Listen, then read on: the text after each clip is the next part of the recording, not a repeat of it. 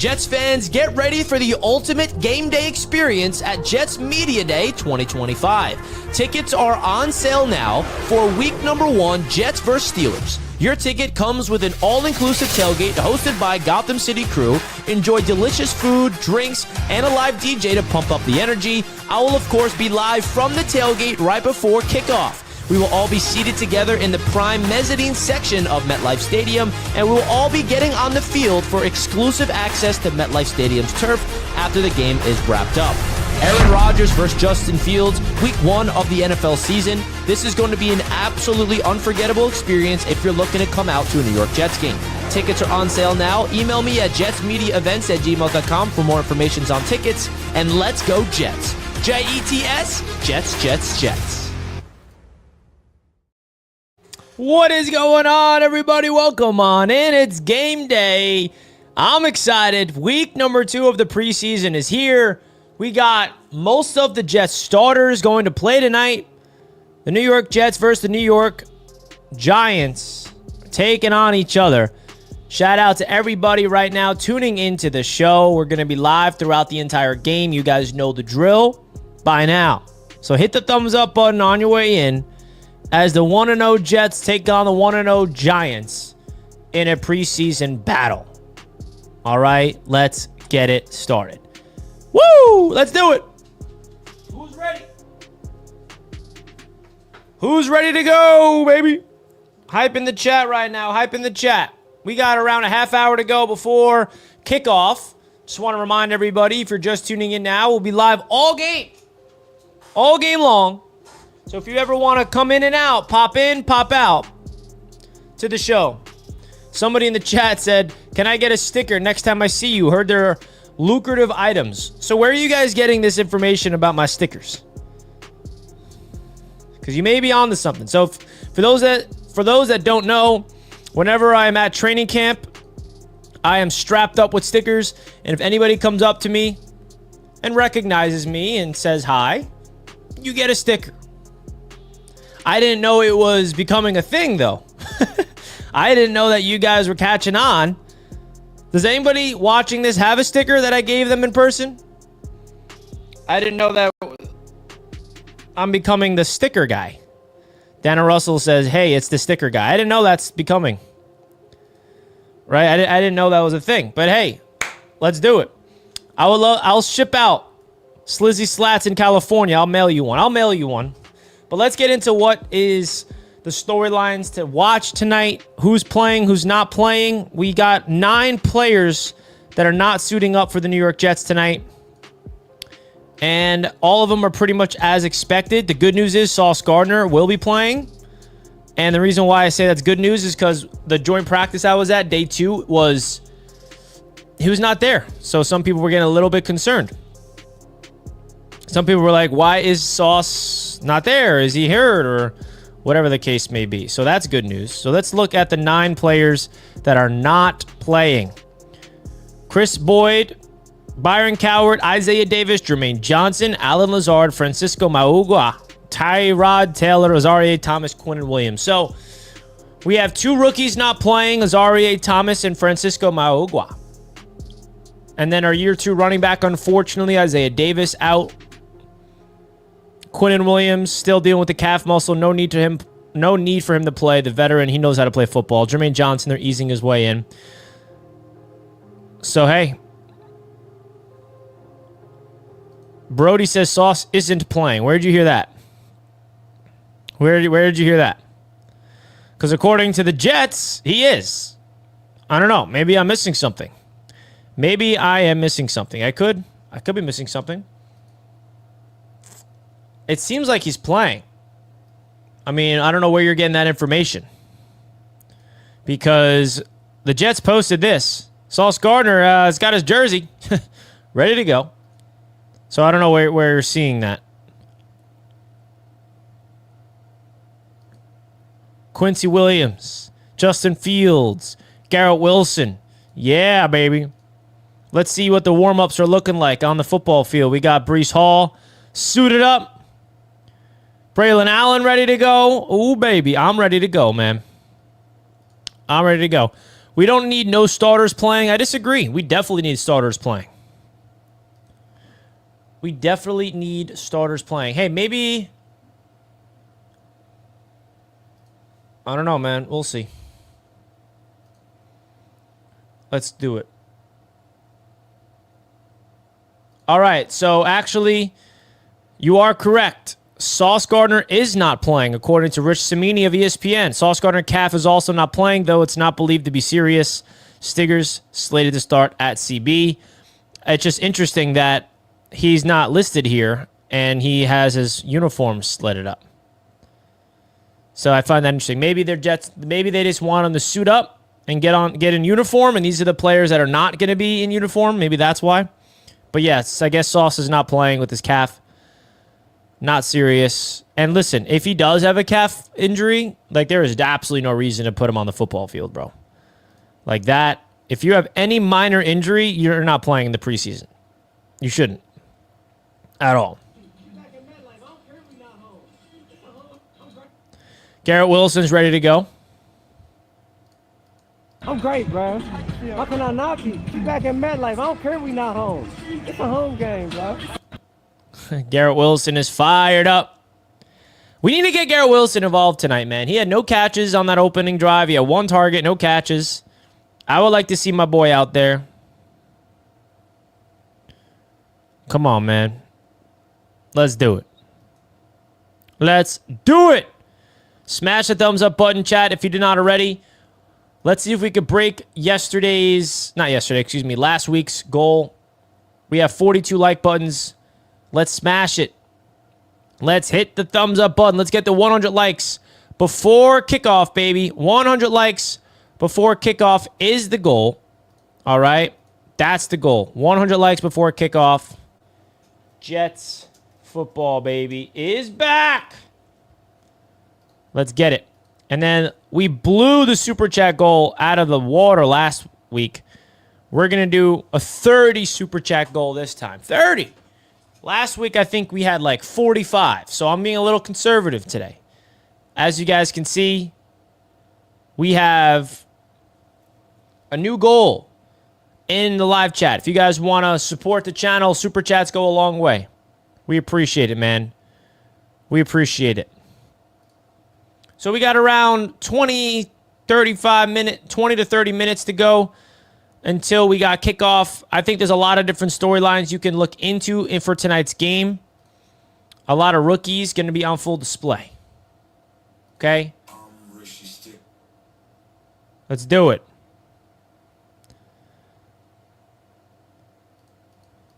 All right, so Gator just emailed me a Richie Stickers jam. Gator, I'm scared to see what this is. Oh, boy. Gator, how did you make this in, like, what, 10 minutes? I got to listen to this before I... What is this? So, apparently, Gator just sent me a jam.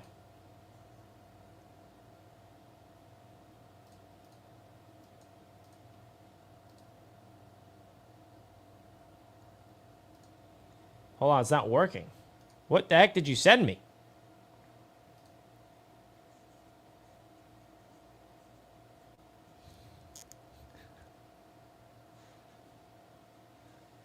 Oh my God. We got a banger sent over from Gator.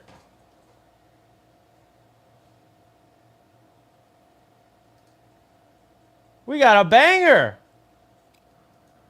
How did you make this? Is this copyright? What is this? How did he do that? I got to open this up for you guys. You guys got to listen to this. Listen to this.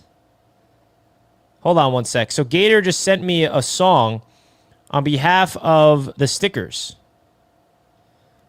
On behalf of the stickers, okay? So listen in. It's a Richie Stickers banger.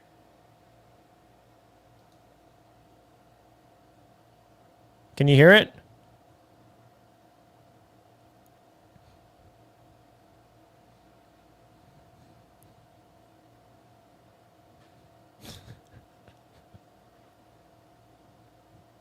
No audio. Oh, it's brutal that you can't hear that. That's not good. No audio. All right. Bear with me because you guys got to hear this. Hold on. I know what I can do. Bear with me for a sec so I can upload the audio.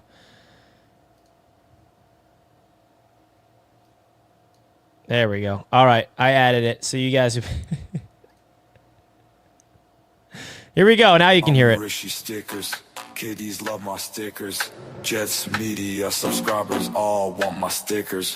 Here's my kick-ass sticker. Now leave me the hell alone, bitches.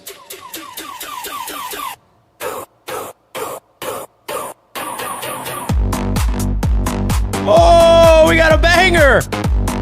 Gator, baby, a banger. Woo! You guys can hear it now? All right. Richie stickers. Oh, that's hilarious. Thank you for the song. That was crazy, man. Gator, man, he can make anything in like a blink of an eye. He has an idea. He's able to make it in a split of a second. So shout out to Gator, my man. Always coming out here. Sound like something I hear in a montage in 2016. Facts. I love it. We're going to have everybody fist bumping to this. Oh, we're like, all of a sudden, we're all at a rave getting ready. I mean, I am down for my own, like, theme song. You know, I'm down for, like, this song right here is usually my song. Like, this is where I usually, like, get in my zone. Woo! Jets, Giants, tonight. Like, this is usually the Jets media anthem. I always like to play this song when I start off my show sometimes when I'm feeling some type of way, especially on Victory Mondays, bro. This is like the Victory Monday song. I mean, it's just blasting on my headphones. I don't know if you guys like this beat or not, but I'm a fan of it. Krishna Waiter says, just play discipline tonight. No injuries and crisp play. That's everything you want. No injuries. Play smart. Discipline football. And get the dub. That's what we want, man. That's all we want. Right? Can't ask for anything more than that. You'll be playing this a lot. We're going to have lots of wins. Oh, that made me want to turn it up again. I like that energy. I like the positivity. Woo! I like it. Where can I watch the game in New York? The game is going to be on CBS tonight. CBS. Woo! Woo! Woo! Bang! This is fun, man. I like it. Let me know in the chat how you're feeling right now, baby. How are we feeling in the chat? Because we got Jets football tonight. And I am very excited for it. Because I know some people don't really enjoy preseason ball as much, but I do. I'm someone that does, man. I enjoy preseason football. You should enjoy preseason football as well, man. You absolutely should enjoy preseason football. Because if you don't enjoy preseason football, then how are you going to enjoy regular season football? I get it. It doesn't count, Richie. Why do I have to care? You should, man. You absolutely should. Because this is where the Jets are laying down their foundation. This is where Aaron Glenn gets to show the type of head coach he is. There's a lot of things to enjoy when it comes to this type of energy. A lot of players fighting to make the team. That's all exciting stuff to me. Just tuned in. This is like Wardy Met's postgame jingle. Is it? Do we got the same jingle? Shout out to my boy Wardy, man. Hopefully the Mets can come away with him, bro. I feel bad for what he's got to go through with those Mets. I mean, I got to go through it too as a fan, but man, that's tough. Woo! All right, chat. All right. Do me a favor right now. Hit that thumbs up button if you're not already. And let me know some players that you are all looking forward to seeing tonight. Which players? List them. Donovan Edwards, undrafted free agent running back. I'm very excited to see what he looks like. With Isaiah Davis not playing tonight, he's going to have an opportunity to prove himself tonight. All right? J Cons 333 banger. Richie, your boy messed up. I got the tickets, but non-tailgate. I thought it was on there because I'm gonna have that place lit. Lego Giants. Oh man, James, you got the wrong ticket, bro. Email me, bro. I'll hook you up. I'll hook you up, my brother. You know it. You know me. I will hook you up. Thank you for the $5 super chat, my guy. This is James. I think this is James, right, James?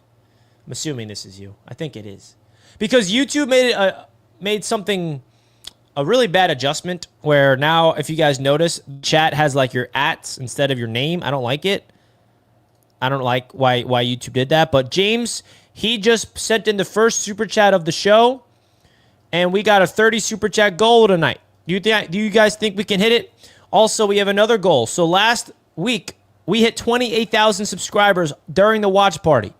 What do you think the goal should be for tonight? I think 28.2. That's reasonable. Let's gain 14 subs tonight. Let's see if that's possible. All right, because we're going to be reacting to the Jets and the Giants tonight. Are the starters playing? Yes, the starters are playing. All right, it's my boy Conzo, my boy James. It's my guy. Just email me, bro. I'll hook you up. I'll hook you up. We need you at the tailgate. We need you having a good time. We need you having a good time. But thank you for the super chat, my guy. Much appreciated, my brother. Much appreciated. Oh, man. How are we feeling, chat? You guys let me know how we're feeling. Because I'm feeling some type of way. I'm ready for Jets football. We have people in the chat saying the players that they are excited for. Jay Tefele, yes. He was like the MVP last week. Arian Smith, 50-yard touchdown, down. Leonard Taylor, down for him to have another big game. A lot of people want to see Arian Smith, Breece and Braylon. Guys, there's one player everybody's forgetting about. Oh, never mind. Someone got it. We're going to witness the Mason Taylor debut, folks. Mason Taylor did not play last week. We're going to be able to witness the Mason Taylor Jets debut tonight. That's awesome. That should get you fired up. Come on, chat. Let's get that energy. We got Mason Taylor debut tonight. I'm excited for the offensive line. Also, it's the debut of the Jets starting offensive line. Last week, John Simpson did not play. He's back tonight. Right? So that's something to keep in mind as well. Which is great. It's going to be a good time, man. It's going to be a great time.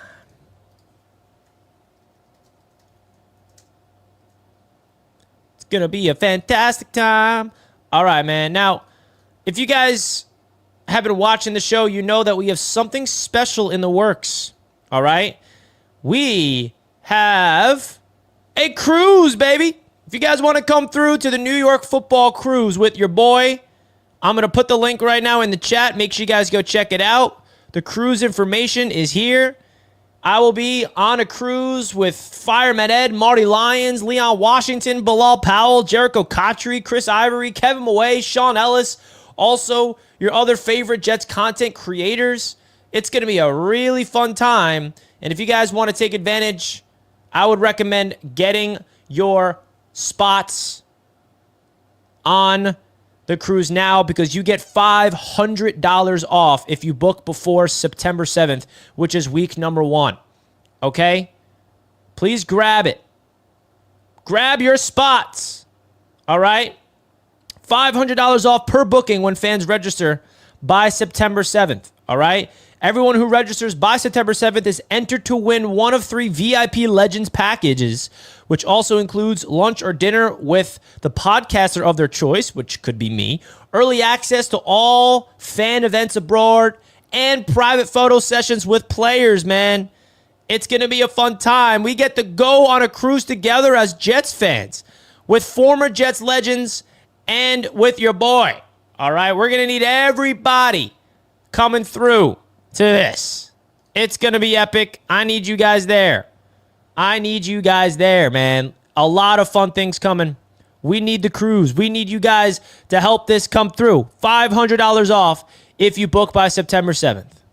Any questions about it, feel free to let me know. And the last thing I'll say, folks, if you do book your cruise, it will tell you, it will ask you, where did you learn about the cruise? Check off your boy, Richie Malora. Let them know that I sent you there, so your boy gets credit. All right? I would appreciate that, man. I would absolutely appreciate that big time. 100%. It's going to be a really fun time. And if you don't know what I mean, this is what it would look like. Let us know how you heard about the cruise. You check off Richie Melora right here. Check that off for your boy. Appreciate you guys. I appreciate you guys. All right. Oh, we got a big dono hype in the chat. Whoa, Jessica. Coming in with a $50 donation. Hey, Richie, looking forward to a great season and Jets Media Day. Let's go. Hype in the chat. Give me a... Wow, look at that. That's a 50 burger. Everybody, show some love to the Super Chat. You guys can do that by hitting the thumbs up button on the Super Chat. You can also respond. Dono hype in the chat. Do that right now. Dono hype. Thank you so much. 50 burger. That's big time. That is absolutely massive. Thank you so much, Jessica. I appreciate that. I really, really do appreciate the Super Chats. Means a lot to the channel. Absolutely means a lot to the channel, man. So thank you very much. All right. Man, everyone's calling me Richie Stickers. I did not know this was a thing. I got to be honest with you guys. I did not know this was a thing. I had no idea that I'm known as the stickers guy. Hey, it is what it is. But guys, let's get off to 100 likes. Did you hear the sticker agenda on Jake Asman show? Is that where this is coming from? Is it coming from Jake's show? I'm missing it. I don't know. I'm in the blue. All I know is I hand out stickers when I see a fan. Did Jake talk about that or something on his show? Is that what happened? I don't know. I'm missing something because now everybody knows I'm known as the stickers dude. I thought it was like a silent thing. I thought I was moving in silence. But apparently not. Apparently it's a thing. Apparently everybody knows that I hand out stickers. So with the cruise, if you book before the 7th, it's a $500 down payment or $500 off. It's $500 off. And I think there's some type of payment plan involved as well. All right. Can I cover the cam for a Lamar edit? What does that mean? I don't know what that means. All right, man. Let's get the kickoff already. I'm ready for kickoff. That's what I'm ready for. I am ready for kickoff. Who's ready for kickoff? I am. 10 more likes until 100. Let's hit the thumbs up button. Let's hit the thumbs up button, everybody. Come on now. Let's go.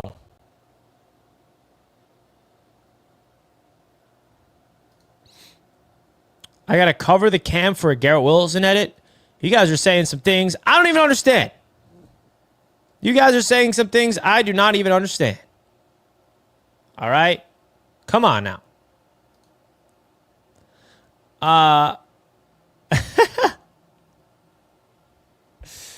We got a little bit longer to wait, and then we got Jets football. Preseason football's back. In action tonight. In just a little bit. I'm very, very excited. The boys are ready. The boys are ready to go. Look at them. They're ready. Oh, look at them. They're ready. Look at Justin Fields, Ruckert, Tippmann. You love it. You absolutely love to see it. Absolutely love to see it. Absolutely love to see it.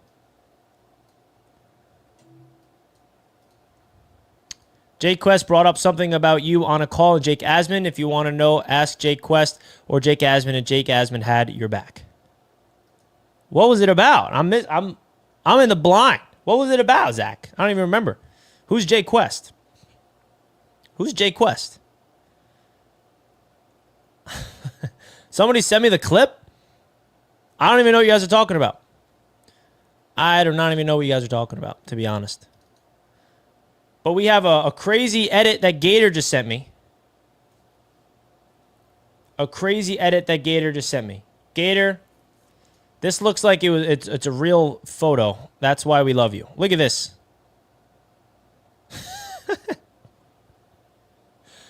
What is this? That's a fake edit. But what is that? I have no idea how he did that. I have no idea how he did that. Let's go. Grown men just crying about nothing. Now you guys got my eyebrow raised. I'm like, what is this possibly? Who's this Jay Quest guy talking about? Your boy. Are they making fun of me that I like to hand out stickers to my guys that support the channel? Is that what it is? Is that what it is? Now I'm known as the stickers guy? You gotta love it. You gotta love it, man. I don't know what type of edit Gator just sent me, but that was a crazy sticker edit. Oh, my goodness. Let's do it.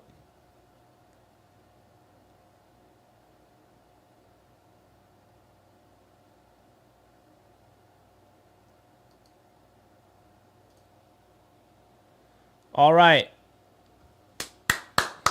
Where are we headed, folks? Where are we headed tonight? Where are we headed tonight? I'm excited, man. I am excited. We have a few minutes before we get to see some kickoff stuff. Who's going to get the ball first, Justin Fields or not? All right?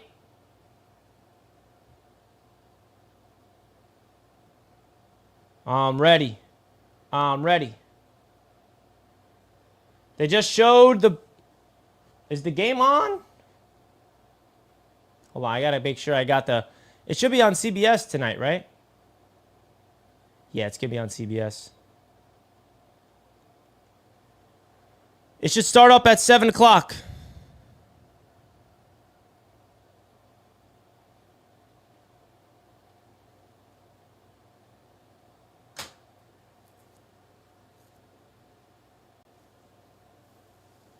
CBS, baby. CBS New York. I'm ready to go.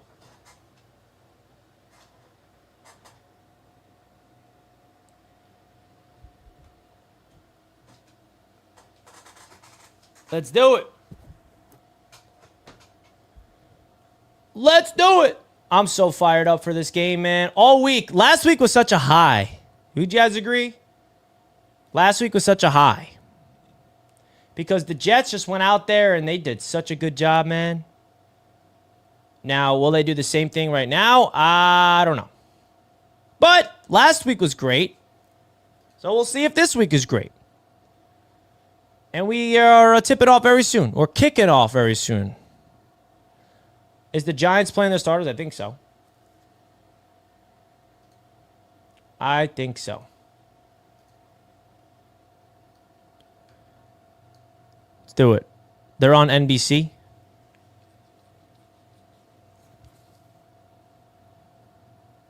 Do it. They said a big time an 8-year-old just gave him a sticker and no acknowledgement. What? Is that what they said? That's crazy. I literally had a whole video with the kid that came up to me and recognized me. I made a whole video. He's like, Richie, my dream is to be a YouTuber. And I said, you want to be featured on the show? I made a whole video with the kid. It was great. Did you guys see it? Do you guys know what I'm talking about? If not, here, I'll play it. This was such an awesome moment. Look at this. Me and a Jets fan, young Jets fan, you want to be featured on the show. This is what I did. I gave him his moment. And he was great. Let me know if you guys can hear it. And he wants to show all of his autographs he got today at Jets training camp. Show it off, John. So I have 12 in total on my ball and my back. You got the whole team, John. John is a legend. I think the question is, who didn't you get? This is all today? Yeah, all today. Wow. I don't think I got the quarterbacks. I don't remember getting any of them because they all mostly went inside. Who's your favorite player on the Jets? Sauce Gardner. How many wins are the Jets going to get this year? How many do you think? 20. 20 wins. You heard it here first from John. Let's go Jets. Thank you, John, for coming on. Bye. Jets, Jets, Jets, Jets. Nice job, buddy. I'll never forget that, man. He recognized me, and his dad was with me, and he's like, it's his dream to be a YouTuber. And I was like, well, do you want to come on? And he came on, and he absolutely killed us. A shout out to John. Shout out to John. He has a bright future in this world. All right. We're live, baby. Yeah, so definitely go to CBS if you guys are watching the show. The Jets game is about to be live on...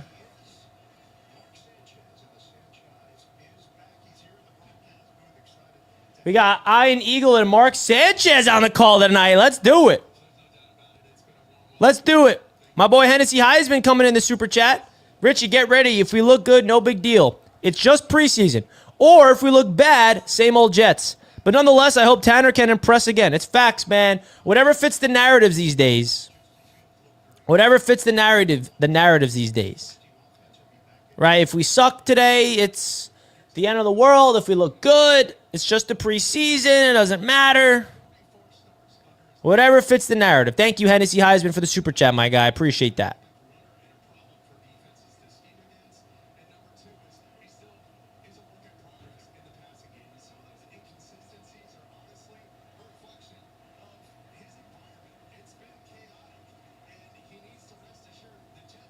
Garrett Wilson.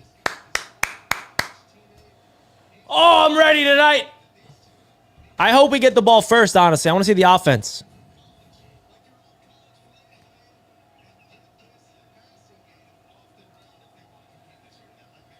I'm liking the Jets uniforms. We got over 100 likes. Thank you guys so much for hitting that like button. We appreciate it.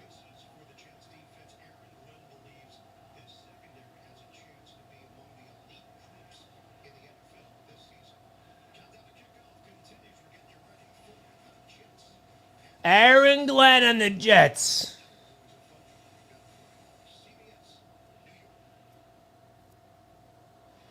Man, these preseason games, especially the ones against the Giants, you just want to win, bro. Those Giants, they're like, yeah, bro, the big brothers. Whatever they say. I don't even know anymore. The Giants are like, Giants fans are obsessed with the idea that they're the big brothers over the Jets. Seems like you guys are a little insecure, if you ask me. All right, tails never fails. Justin and the offense is up first. The Jets win the toss, and they're elected to receive. And here we go. Here we go.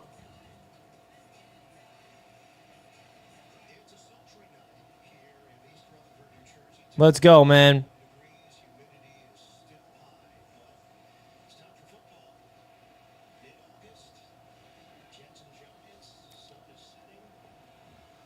The Jets and the offense won the kickoff, and they've elected. Oh, I thought that was over. You guys hear that? Really? Fire alarm's going off right now? Should be good. It's false alarm. All right, luckily it went off. Here we go, folks. Justin Fields in the offense gets the ball first in their week 2 matchup in the preseason. Fields under center. Reynolds comes in motion. Ball snap. Play action bootleg. Justin Fields on the run. Justin Fields goes to Mason Taylor for a gain of 5 yards. Mason Taylor makes his first catch as a New York Jet in the preseason. You love to see it. Play action boot. Getting Fields on the run. That's what it's all about. Hit that like button, everybody.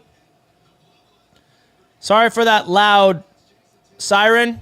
There's some battery issue with my fire alarm, my apartment. I thought they came to fix it today. Apparently, it's not fixed. But luckily, it turned off. 2nd and 6. Fields under center. Ball snapped. Hand off to Breece Hall. He finds a hole. Oof. But he got tripped up. That was great blocking. But Breece Hall gets a nice gain of 3 or 4 yards. Going to bring up 3rd and short. 3rd and short. Let's go. 3rd down and 1. Bring in Braylon Allen, baby. Aaron Glenn's ready to go on the sideline.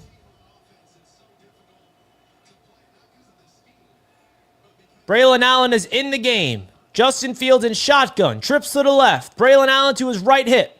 Garrett Wilson comes in motion. Ball is snapped. It's a handoff to Braylon Allen up the middle. And it seemed like he got the first down. They're going to give him... Let's see if they give it to him. They're right at midfield. If they don't measure it as a first down, I'd go for it if it's 4th and inches. But let's see what it is. Handoff.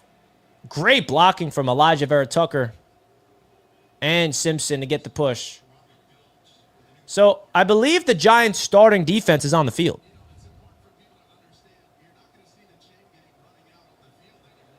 So let's see. What's the ruling?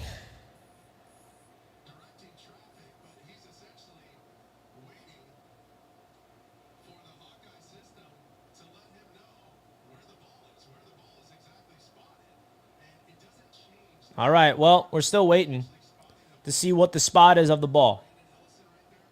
Hit that thumbs up button, chat.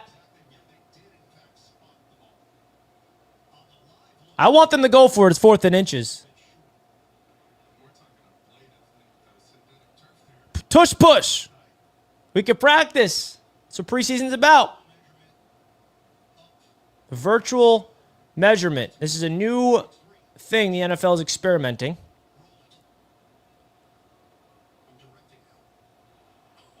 One inch short.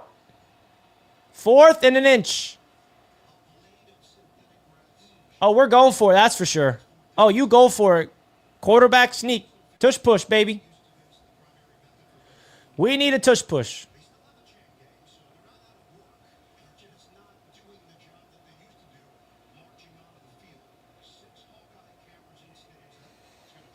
Let's see what's going on. All right, the Jets going to try to go for it on 4th and inches. Justin Fields under center. Ball snapped, hand off to Braylon Allen up the middle. First down, Jets. All right, so they go back to Braylon Allen right up the gut, and that's a first down. I'm very curious to see, is Aaron Glenn going to be as crazy as Dan Campbell with the Lions in terms of going for it on 4th down with the Jets? Because if you guys know anything about the Lions, they were the most aggressive team in the NFL going for it on 4th down. They went for it on 4th down last week. They failed. They pick it up this week. 1st down and 10. Ball at the 46-yard line into Giants territory. Here we go. Ball snap. Fields drops back to pass. Looks right. Jump pass. Incomplete. Fields hit as he throws.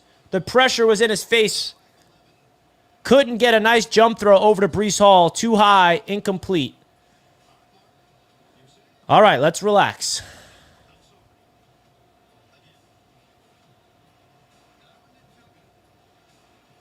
That was a little rush of a play there. 2nd down and 10. Fields in shotgun. Ruckert comes in motion. High snap. He gets it. And it's a terrible screen pass that goes -5 yards. Bad snap. Oh, it was a drop. Or was that a backwards pass? So it counted as a handoff? What was that? Ugly. 3rd and 10, so it was incomplete. All right, so definitely not a pretty start to this game. Unless they could pick this up on 3rd and 10 and move the chains. 3rd and long. What do the Jets do on 3rd and long?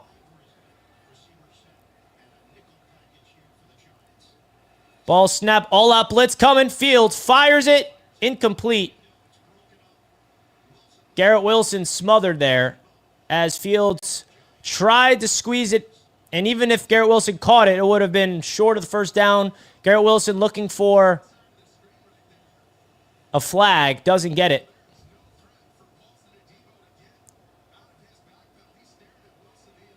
I don't know about that. And the Jets punt team comes out in the field. Joe Tippmann is the center and not having a good start to this one as the Jets punt it away. And can they bid them deep? They do.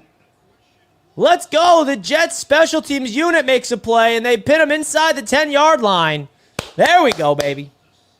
That's a great special teams play if I ever saw one. Great play from Kine Nwangu to keep the ball in play. Oh, yeah. That is great stuff. That was some ugly stuff to start it off. I mean, the one thing that you don't like to see is it was a high snap. Fields tried to complete a screen pass, and it was actually good that he did not make that pass because Fields would have had a loss of 5 yards if Garrett Wilson caught that ball. And then they go back to Garrett Wilson on 3rd and 10. Quick, just little button hook. I don't know, man. Let's go defense now. But the offense stalled. The pass attack is going to be shaky this year, man. I mean, I think we all know as Jets fans that Justin Fields through the air has been an issue. But I don't know. You could argue that there should have been a flag, but I don't want to be a guy that's relying on flags. You feel me?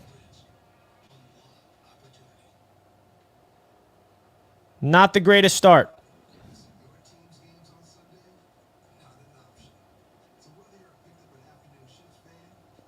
Definitely some contact there, but hey, preseason. I would like to see a flag. If it's a flag that deserves to be called, throw it.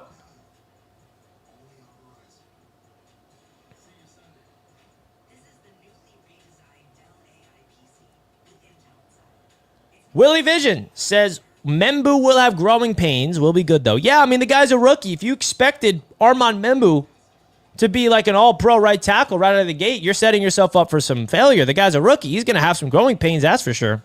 But he will be good, like you said. That was not a good series to start off this game. Not at all. Let's be honest.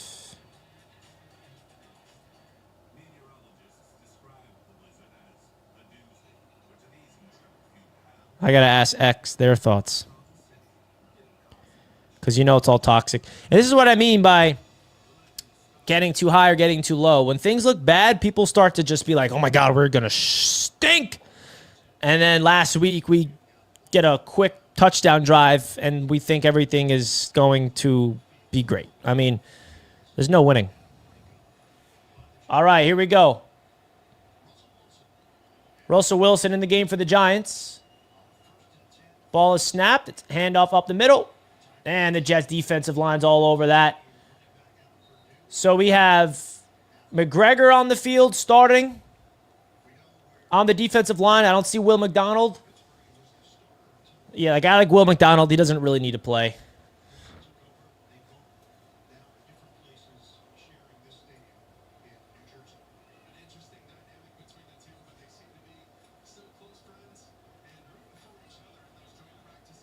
So the Jets defense try to get the ball right back. 2nd and 8 for the Giants.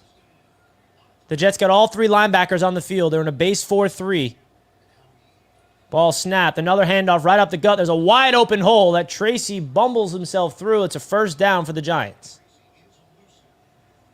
So the Jets defense gives up the 1st down on a 10-plus yard carry. He hesitated behind the line of scrimmage, found a hole, and bursted through. Make sure you guys smash that thumbs up button. If you did not already, I would really appreciate it, man. Really, really would appreciate that. 1st and 10. For the Giants at the 19-yard line. Tony Adams coming up to the line of scrimmage. He's in the box. Line up in the slot. Ball snapped. Play action. Russell Wilson has time. Throws a deep ball down the field. He's got a man. He's got it complete. Oh, my goodness. Collins is gone. Does he get in the end zone? He's down at the 1-yard line. Russell Wilson delivers a deep ball to Collins. Beat Andre Cisco. Let me see this.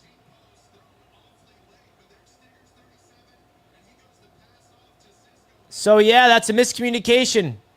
Stiggers was passing him off to Cisco because they're in zone. And now the Giants are all the way down to the 1-yard line and going to try to punch it in here. Hand up right up the gut. Does he get in?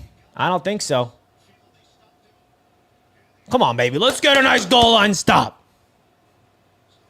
So, they had a miscommunication in the secondary. You saw Quantez stay with him. And then he tried to pass him off to Cisco. Cisco was not ready for that pass off, and then wide open. Not ideal. Second down and goal from literally the inch-yard line, if that's even a spot. Another handoff up the gut. Singletary is in for the touchdown for the Giants. They strike first. Russell Wilson gets them in the end zone on what? 5 plays? An 80-yard throw and catch. And now the New York Jets, they better put the starters back out there. They got to respond to that as Singletary gets in.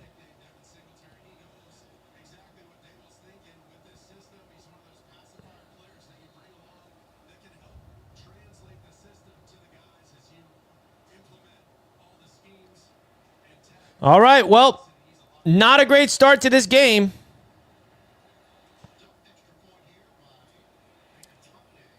And also, you know, Andre Cisco, he's a vet, bro. That's not something you want to see from a brand new safety. Getting beat like that deep.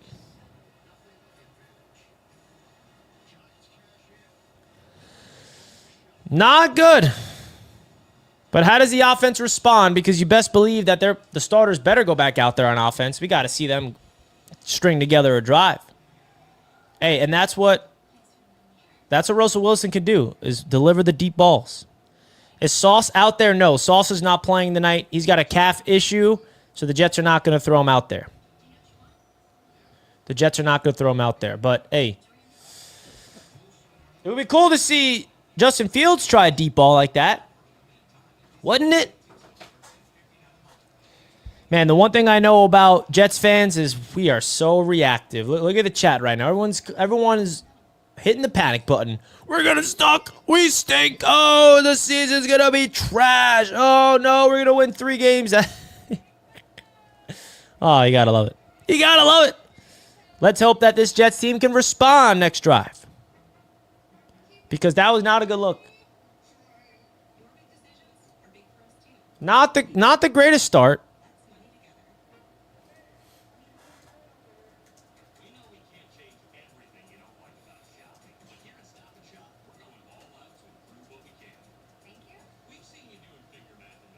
Not the greatest start.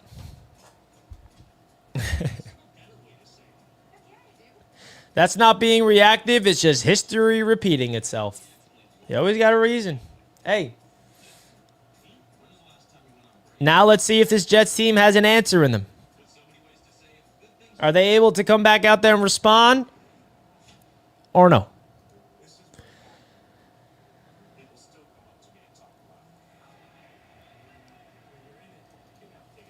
We got to get a little bit more creative.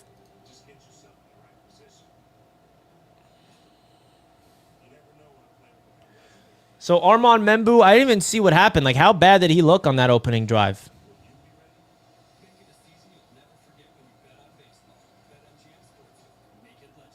What happened?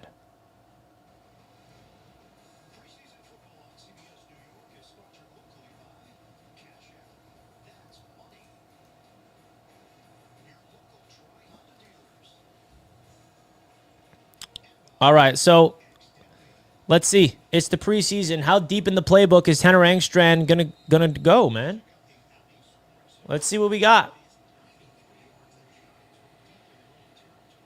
Who's returning the kick? Xavier Gipson returns the kick and just runs right into somebody, but he trucks him. Okay, Xavier Gipson.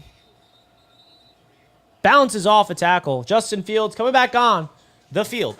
Here we go. Lock in, Justin. Lock in. Unacceptable. Unacceptable first drive. How does he bounce back? Got the starting offensive line out there. You got the whole starting. There's nobody missing besides Allen Lazard. Here we go. 1st and 10. 2 tight ends on the field. Mason Taylor comes in motion. Fields under center. Ball snap. Toss to Breece Hall. And it's a loss of 2 yards. Brian Burns looks like just screamed into the backfield. Now this football team, they want to run the ball. That's no secret. And it starts up front. This is a huge test for the Jets, man. I mean, the Giants' defensive line is like the real deal. You can argue the best in the league. And Brian Burns is on the field. Here we go. Jets got both running backs on the field. Ball snapped. Hand off to Breece, and he gets a gain of 2. Just can't find any space. And Breece Hall is getting all the looks he could possibly get. And that brings up 3rd down and long. 3rd and 8. Not the situations you want to be in with Justin Fields at quarterback. You want to stay ahead of the sticks. You want to stay in 3rd and short, 3rd and manageable. That's the area of the field you want to be in. Because when Justin Fields has to get in these passing situations, I don't know how much confidence I have. Let's see if he can prove it. 3rd and 8. Fields hands it off to Braylon Allen. And Braylon Allen truck stick 1st down. Okay. Running the football on 3rd and 8. And the Jets pick up the 1st down. Okay. I like it. Right when Braylon Allen gets the rock, it's a different story, it seems. Interesting. Great blocking. Way to find the hole. Go uphill. Lower the shoulder. That's a 1st down. Now, that's a play call where if he was stuffed at the line of scrimmage, it would have made us rip our hair out of our heads. But it was successful. 1st and 10. Fields and shotgun. Oh, they get someone off sides. Free play. Nope. They are going to blow it dead. See, how come they don't give us the free play?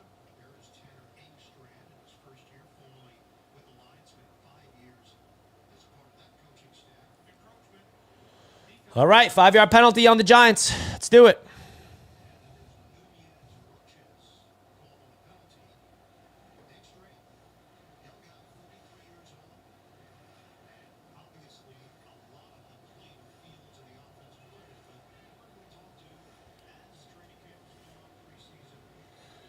Here we go, folks. 1st and 5 for the New York Jets at the 45-yard line in their own territory. Tyler Johnson comes in motion. Ball snap. It's a handoff to Breece, who just gets tripped up. No gain. Breece Hall just can't find any space to run. I don't get it, man. It's like a weird thing that's going on with Breece Hall. I mean, there was someone in the backfield as soon as he gets the rock. Braylon Allen gets the ball. It's 10 yards. 2nd and 5. Let's see a big play. Fields under center. Ruckert comes in motion. Ball is snapped. Another handoff to Breece. He goes right up the gut. It's a gain of 4 yards. I mean, there was a wide open hole if he had the vision to cut back, but that was not the play call, so I don't expect him to do that. But if he just snapped his head to the left, there was a gaping hole for him to run through. But I'll take a gain of 4. 3rd down and 1.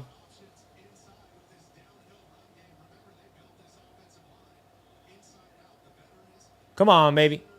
Braylon Allen's going to come in and probably get the ball here. Trips to the left. Braylon Allen in the game.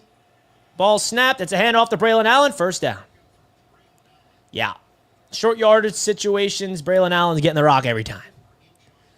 Every single time. So here is your Jets offensive line. 3 first-round picks, a second-round pick, and a free agent signing. Hey, man. I think this Jets offensive line on paper, it's got what it's got everything you possibly need, but will they get the chemistry? Will they figure themselves out? 1st and 10. Fields under center.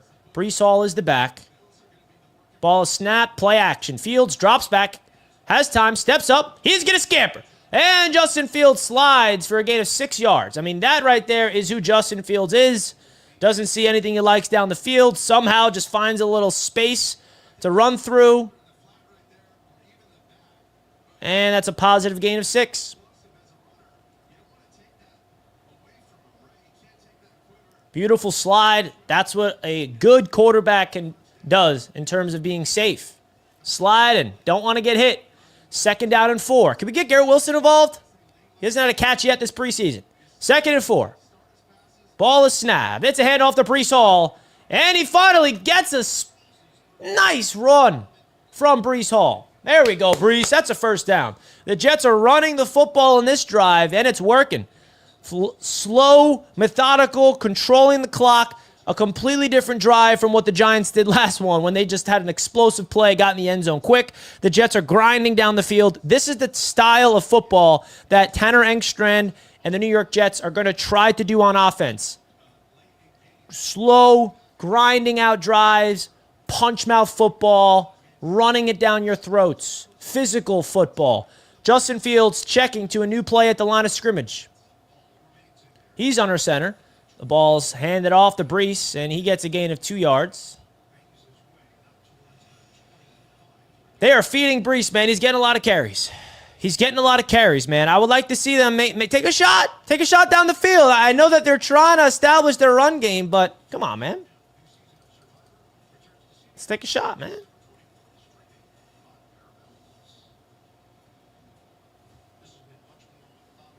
This is a ground and pound offense right now, man. I don't think we have a pass attempt on this drive. A singular pass attempt. This one goes to Braylon Allen. He finds a hole, and he gets a gain of 4 yards. Almost gets free. It's going to be 3rd down and short. The Jets have not had a passing play yet. The one pass attempt that was called, Fields ran for 6 yards. So now they go all the way down the field. No pass attempts. 3rd down and short. And you know they're going to run it. This should be, in my opinion, a play-action boot. That's what I would do. A beautiful play-action boot. Get Fields on the run. Find the open man. If not, you pick it up with your legs. But it's a shotgun formation for Justin Fields with Braylon Allen on his right hip. Ball snapped. It's a pass. Fields drops back. Quick pass. Incomplete. He tried to squeeze it in there to Garrett Wilson. And the Jets are going to be not going for it. Man, Fields, tight coverage from Flott. I feel like that ball was a little late and not, I don't know. I don't know if I like that play call, man. You go all the way down the field with running, and that's it. Try to squeeze a little slant. Nick Folk gets the kickoff, and it's good. The Jets get on the board. 7-3 Giants lead. I mean, that was a ground and pound. Now, that was a ground and pound type of drive.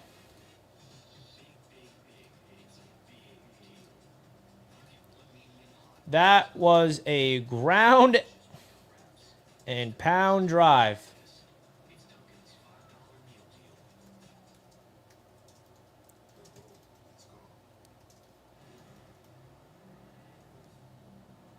What's your thoughts, guys, of that second drive?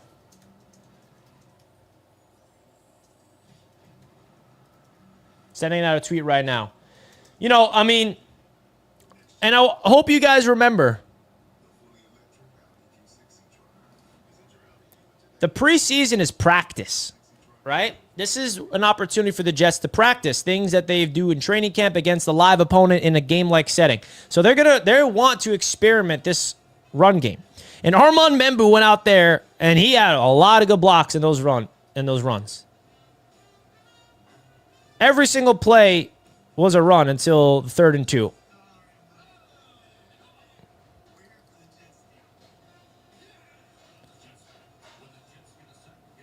But it ends in 3 and not 7. So, hey, I'll take a scoring drive. But I want to see some energy there. But, folks, make sure you guys hit the thumbs up button if you're new to the channel.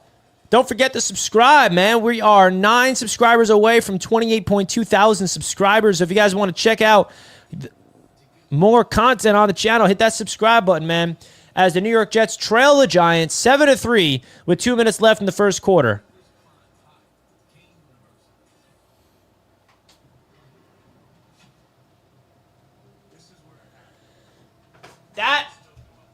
I'm telling you right now, that drive that we just had was 100% the style of football this Jets team wants to implement, is ground and pound. They got all the way down into field goal territory with pure runs. Pure runs. But when the defense starts to stack the box, that's when the pass attack has to open it up. So, a lot of things. I'm really excited to watch the All-22 film of these drives after the game. But a 12-play drive, 11 of the 12 plays were runs. Do you guys think the Jets should put the starting offense back out there for one more drive, or are you satisfied? I think it would be nice to get them on the field for one final drive. And then whatever they do in the drive, done. I don't know how much they're going to play. Nice tackle. Monroe. Abu Jacob, member for 2 months. Shout out to my boy. He says, Richie, I know it's preseason, but we need to see more from Fields passing the ball to keep the defense honest. Yeah, of course, that's what we want to see. But we got to be able to find what works. And if the run game works, man, you got to keep running with it. They got to keep running with it. Appreciate the member. The Jets starters on defense is on the field, and the Giants have Russell Wilson at quarterback, and they get a false start penalty.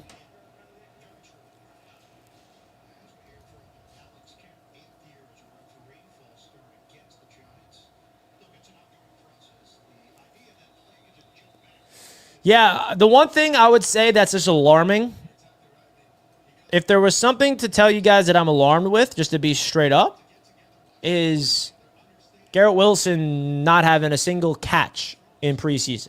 They haven't found that chemistry. And, you know, Justin Fields and Garrett Wilson, that chemistry, we're expected to be there. And there has not been one successful reception to Garrett Wilson.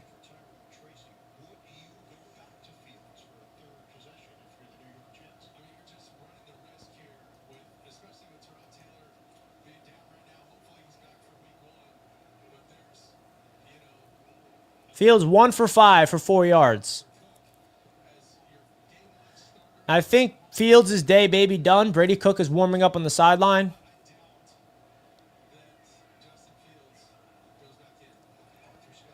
Wilson, quick pass, complete. Sherwood's right there. That's the jersey I'm wearing right now. The new captain of the defense. I'm curious to see who are the captains of this team as well.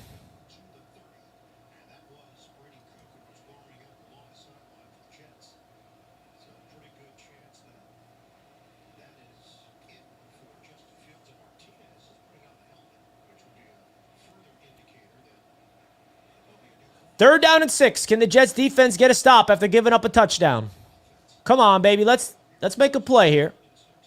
Ball snap. Wilson drops back to pass. Has time. Throws. Oh, what a play. Brandon Stevens, the Jets' brand new corner, makes a play on third down. Pass deflection.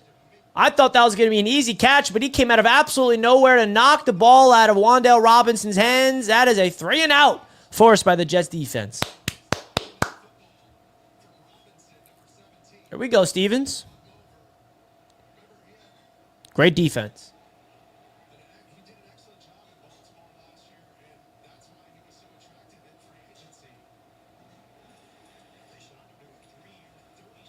The Jets had a substitution issue there. Jamal Pritchett's returning the punt, makes 2 guys miss, and then gets tackled. All right. And the backups are coming in now. Adrian Martinez in as the Jets quarterback. Justin Fields' day is over. Okay?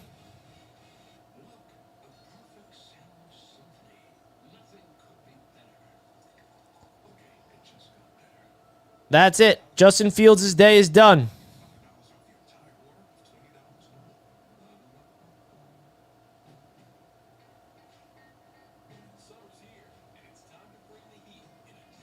What's your thoughts of the Jets starting offense tonight?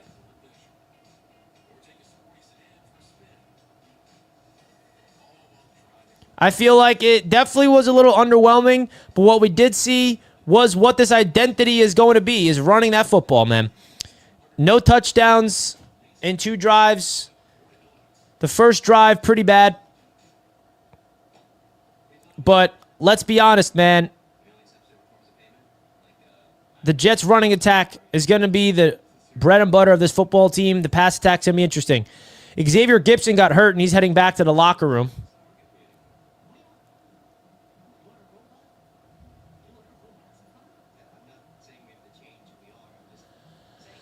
But yeah, man, the first two drives. I mean, the second drive, was a positive in my opinion. They showed what their capability is of running the football, which is very important. Very, very important. But if there's one thing that I don't like is definitely the lack of Garrett Wilson. I will be honest.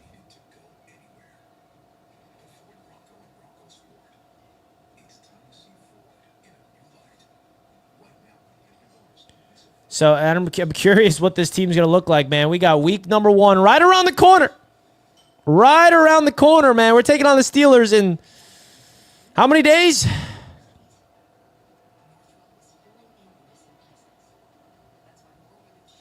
Garrett Wilson does not have 2 drops, but you could push that agenda. We pay Garrett Wilson for nothing. That's where we're going now. Now we're going to turn on it. Now we're going to turn on Garrett Wilson, chat. Really? You're taking away from those reps that Garrett Wilson had 2 drops? That's what you took away from it? Come on, bro. What are we doing? Anthony Wolfman, $10 super chat. I think you guys will be better this season, better coach, and a quarterback that will hopefully find his place in the NFL. Rooting for Fields this year for you, unless against the Bills. Well, Anthony, thank you so much, my friend. I appreciate that. You're the man. Thank you so much, Anthony Padilla. Everybody, hit that thumbs up button on Anthony Super Chat. I appreciate you, man. I appreciate the Super Chat. 1st and 10. Adrian Martinez hands it off to Braylon Allen. That's a gain of 4. Xavier Newman, great blocking down the field. So we got the backups on the field now. Adrian Martinez gets the ball, who looked really good last week. And I think that's going to wrap up the first quarter. I don't think they're going to have another play. Unless they snap it before, which they should. They have plenty of time. 2nd down and 6.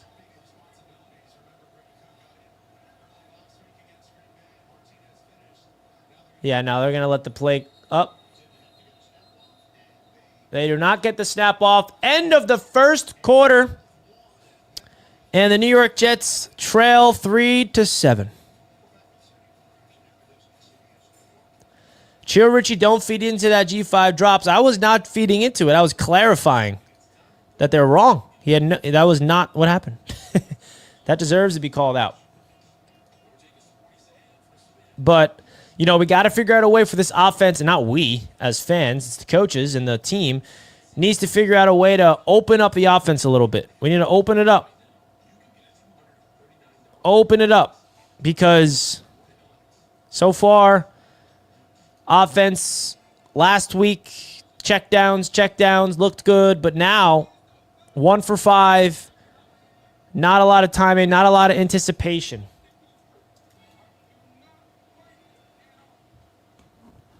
So, we'll see.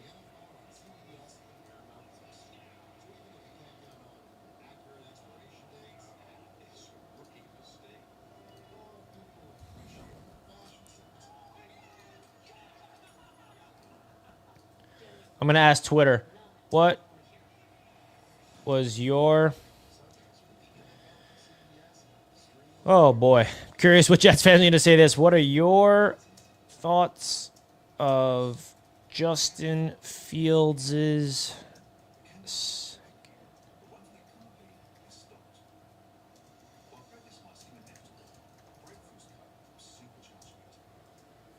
All right. When you ask Twitter their thoughts, that they're going to be brutally honest. That's one thing you know.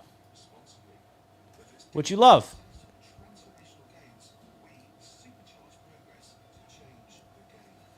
Let's go.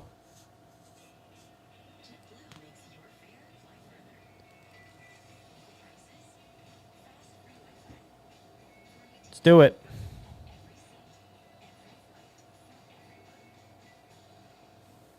Here we go. Now, here we go.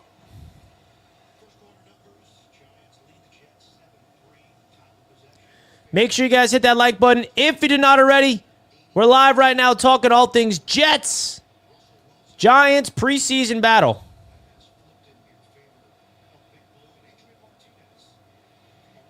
The preseason battle.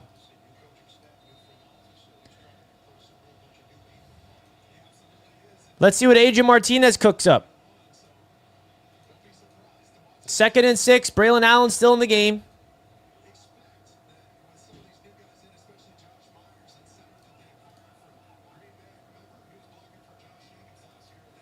Second and 6. Play action. Martinez. Deep drop back. Fires. Complete. First down. Great throw to Brandon Smith. In rhythm. That's what you love to see. Bang. You love it.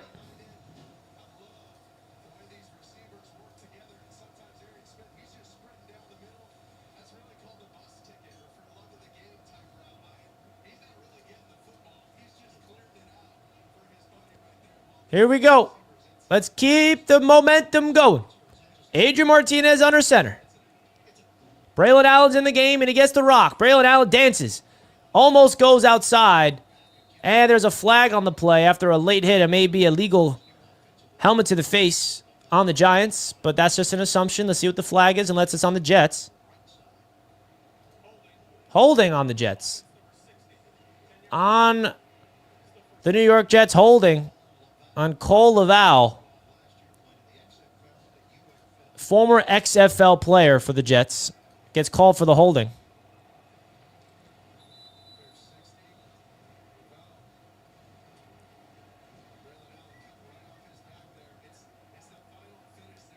Let's go, man.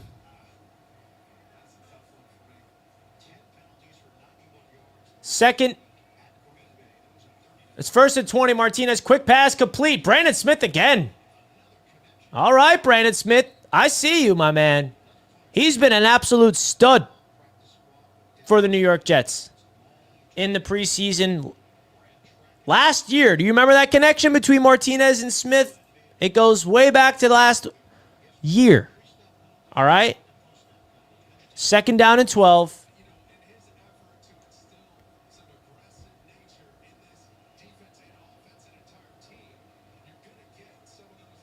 Smith comes in motion. Delayed handoff. Braylon Allen gets it. Oh, my God. He looks so fantastic, Braylon Allen. Just like his jump cuts, trying to find the hole. His quick feet at that size. It's going to be 3rd down.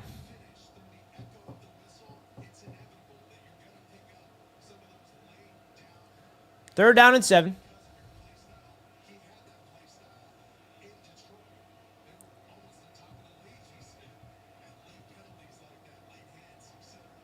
I mean, listen, with Tyrod Taylor's injury concern, we need a good backup quarterback. Let's see if Martinez can be that guy. 3rd and 7. Can he convert on this? Jamal Pritchett comes in motion. Comes back. 3rd and 7. Ball snapped. Free rusher incoming. Oh, boy. Pressure immediately in Martinez's face. He has to immediately get the ball off. He gets it off. Incomplete. I mean, that's not a flag. We're letting a lot of things go. I mean, that's a little bit of a late hit. But, hey, I like that style of football. But you know if that was the Jets, that would have been a flag. If the Jets made that hit, flag. I see how it is.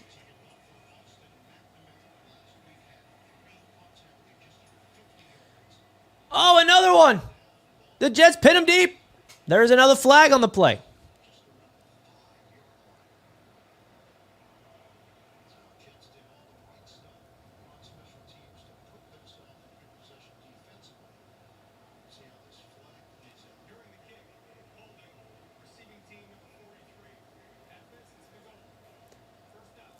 On the Giants. Flag on the Giants. And the punt team has been the star of tonight's game. The Jets punt unit has been the star so far. What are you guys' thoughts of that? The Jets punt team has been the biggest positive?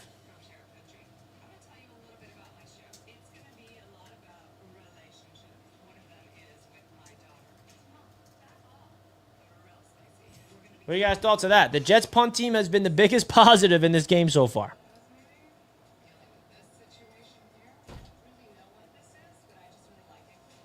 It's not a great thing, but hey, I'll take it. I'll take it. So the comments are out on Twitter. I asked Twitter their thoughts, or X. I don't even know what to call it anymore. Twitter, X. What do I even call it these days? We got people saying funny things. I love it. I absolutely love it. So now I feel like some people are going to start switching on Fields and ask for Adrian Martinez to get in instead of him. Is that what people are going to start doing? Is that what people are going to start doing? Come on, man.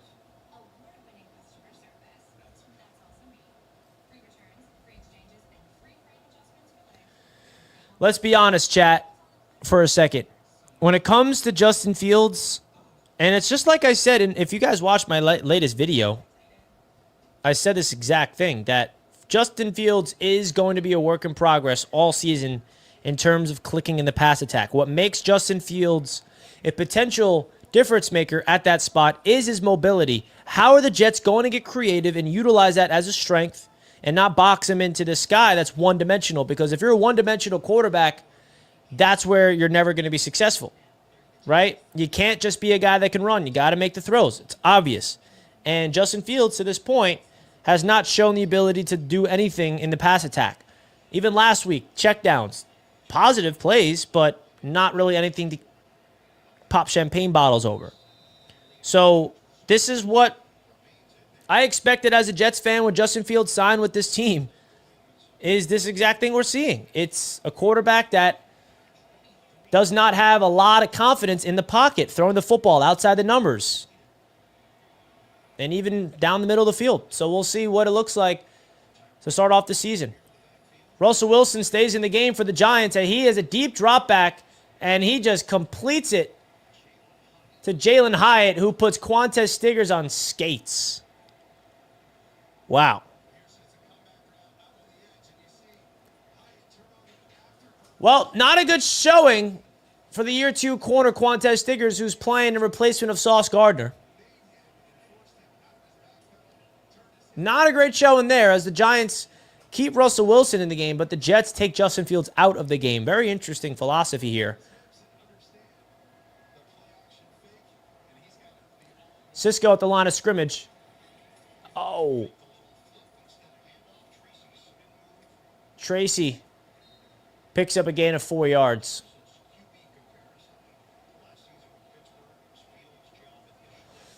Interesting stuff. Fields, my guy. I'll always back him, but AG got to let him complete some passes. Let's get him in a groove. I'm seeing Mike Tomlin all over already, man.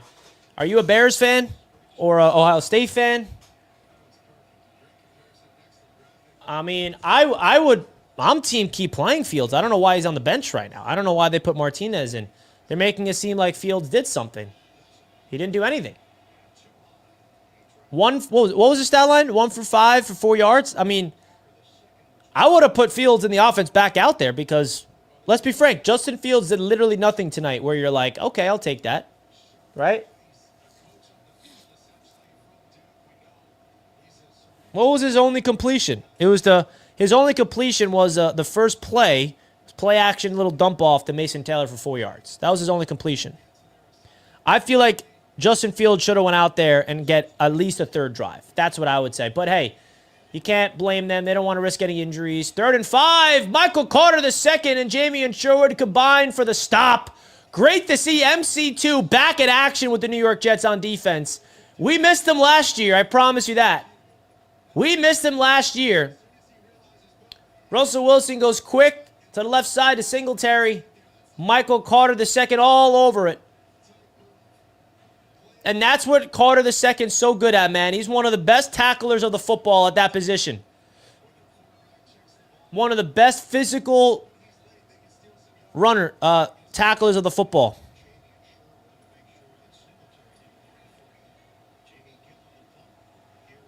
Jamal Pritchett has been the punt returner this entire game. He gets another opportunity and a few yards.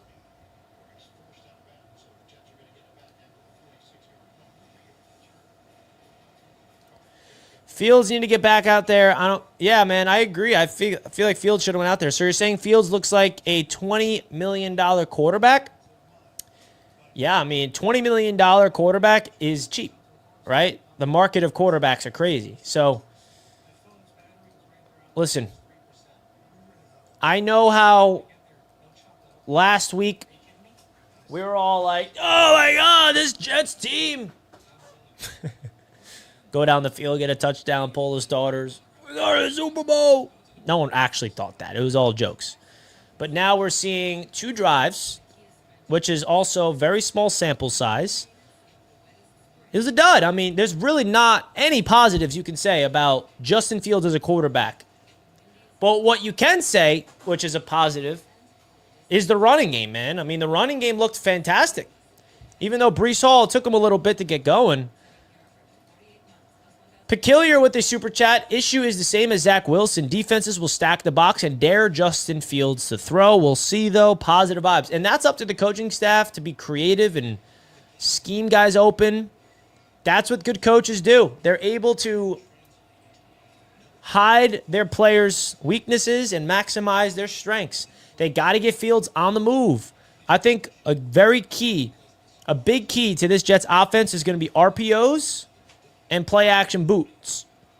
The RPO game is really hard to defend if you can do it properly, because all you got to do is get Garrett Wilson on a slant, and then Justin Fields got to read, is Wilson open, or am I handing this ball off, or do I keep it? I mean, you can have like a triple option type of play. He's got the play-action bootleg was the first play of the drive, which I thought was a positive, and now the Jets are going to go deep into the lab. And let me just say this, folks. It is the preseason, and you have to realize what preseason means. Preseason is practice. It's another version of practice. Like, they're experimenting. They're figuring things out. These coaches are practicing. Tanner Engstrand is learning how to be a play caller right before our very eyes. His first time calling plays in the NFL as an offensive coordinator.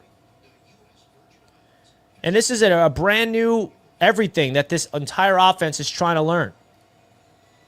And I've said this many, many times, and I'm going to say it again. This offense is going to take time for it to eventually, hopefully, succeed. They're not going to start off the season with an elite offense. And if you thought that was the case, I don't know what to tell you. 1st and 10. Adrian Martinez, play action. Oh, what a block from Brandon Smith. Give him the ball. And he gets rocked.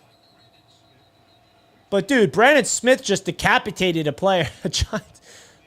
A check and release there. Coming in motion. Chipping a giant player to the turf and then picks it up.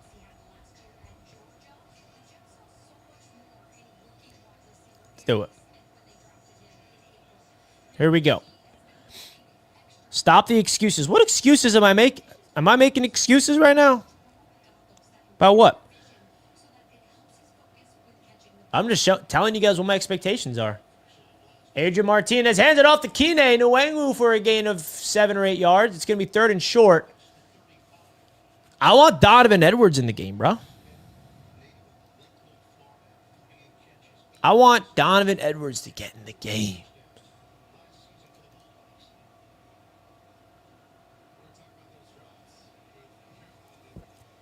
Hey, that Brandon Stevens play, that was a positive.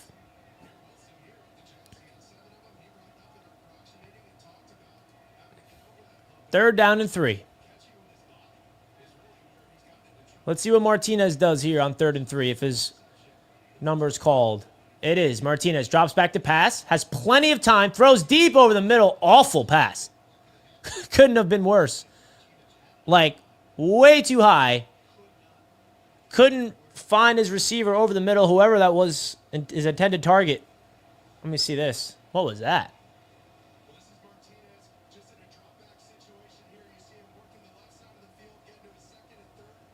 Yeah, I mean, His intended receiver was not open, and he just sailed it over his head.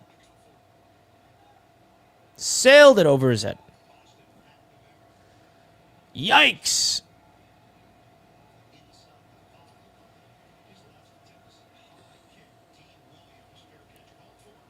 Fair catch, called for, and the New York Giants. I mean, is Russell Wilson going out there again, or is it Jackson Dart time? Curious. Another great punt, though. Another great punt. You know, there's also something to keep in mind. Are the New York Jets going deep into their playbook in the preseason? And now, you can argue, like, on one hand, they should so they can practice. But on the other hand, they don't want to because they don't want to show their cards. They don't want to show that they're going to run certain type of looks so, you know, teams can prepare. You know, the preseason is a lot of vanilla defenses, a lot of vanilla offenses, but this is all like brand new install of offense. So I would like them to experiment. Try it. They should absolutely experiment with RPOs. That's not an easy play to master.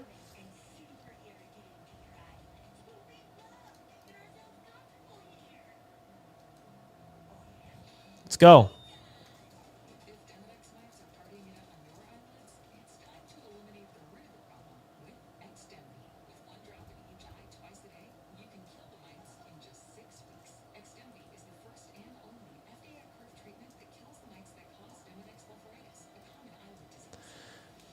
The one positive takeaways, one of the positive takeaways I have,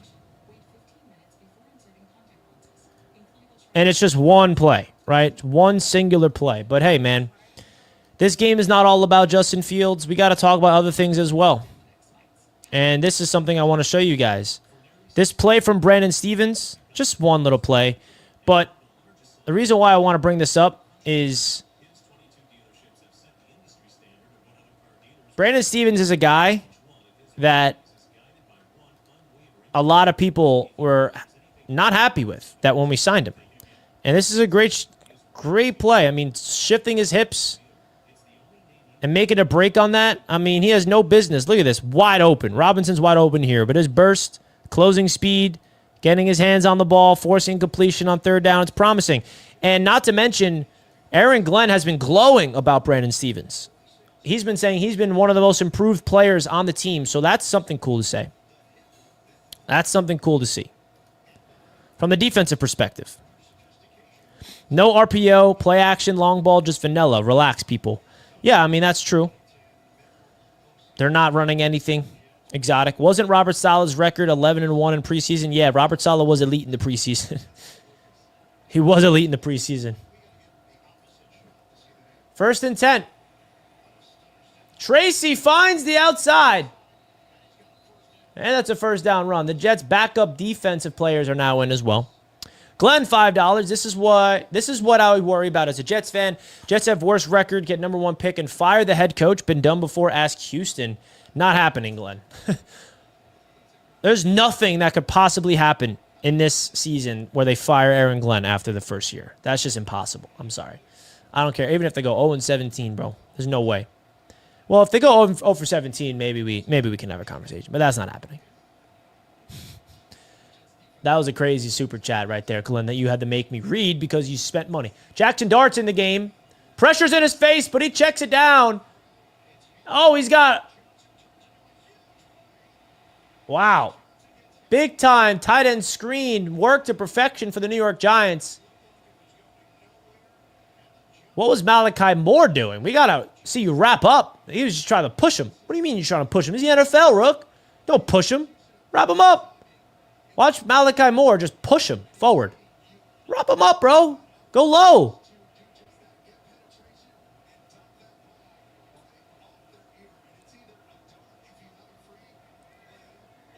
Why is Russell Wilson back in the game?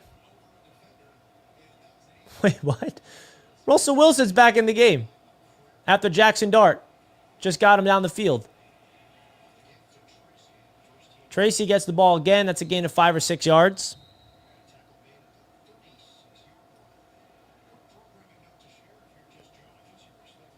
Are the Giants like interchanging quarterbacks on a whole drive?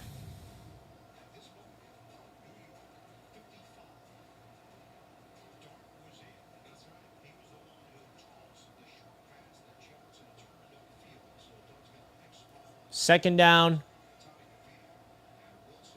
And Russell Wilson's back in the game after Jackson Dart completed that tight end screen. 2nd and 5, play action. Russell Wilson, deep moon ball. Picked off! It's Quantez Stiggers. Picks off Russell Wilson. There we go.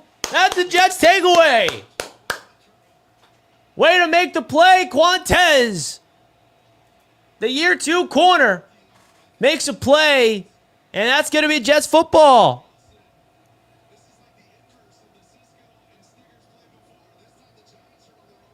So now the opposite happens. Now the offense has a miscommunication. Russell Wilson expected him to run a fade to the corner of the end zone, but he broke over the middle of the field. Quantez was ready for that.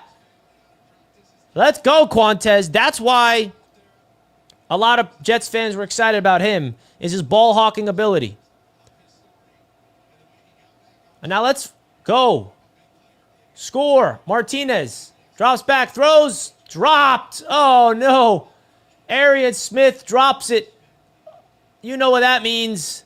Jets fans are done with him. He fulfilled the narrative. Arian Smith drops a wide open pass. No. He's a bust now. He dropped it. Nah, no, in all seriousness, that is an issue that we have seen all throughout college. A big concern from Arian Smith is a drop pass, and he gets his first notable drop. Martinez drops back, fires, another drop. This one from Jamal Pritchett. Yikes.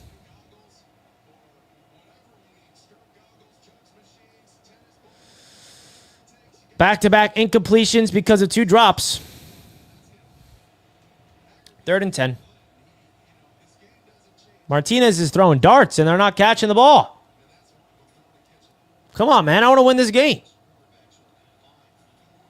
3rd down and 10.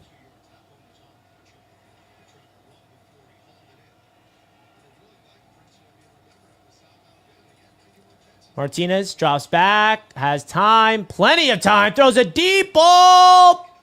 Incomplete. Intended to Arian Smith. And there's a defender all over him. No flags. That's a 3 and out.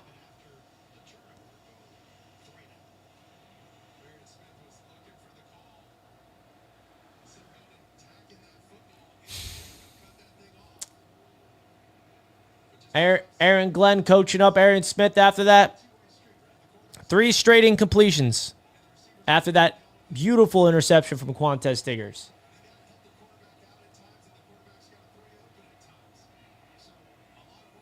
Up, and there's a flag because he called for a fair catch and somebody hit the returner. Who was that? Come on, bro.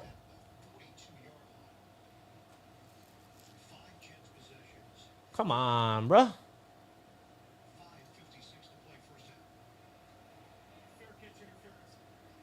Fair catch interference.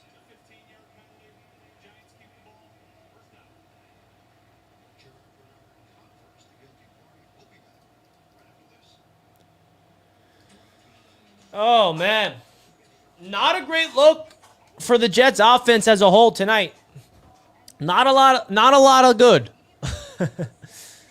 We get a turnover, and then we follow it up with 3 straight incompletions.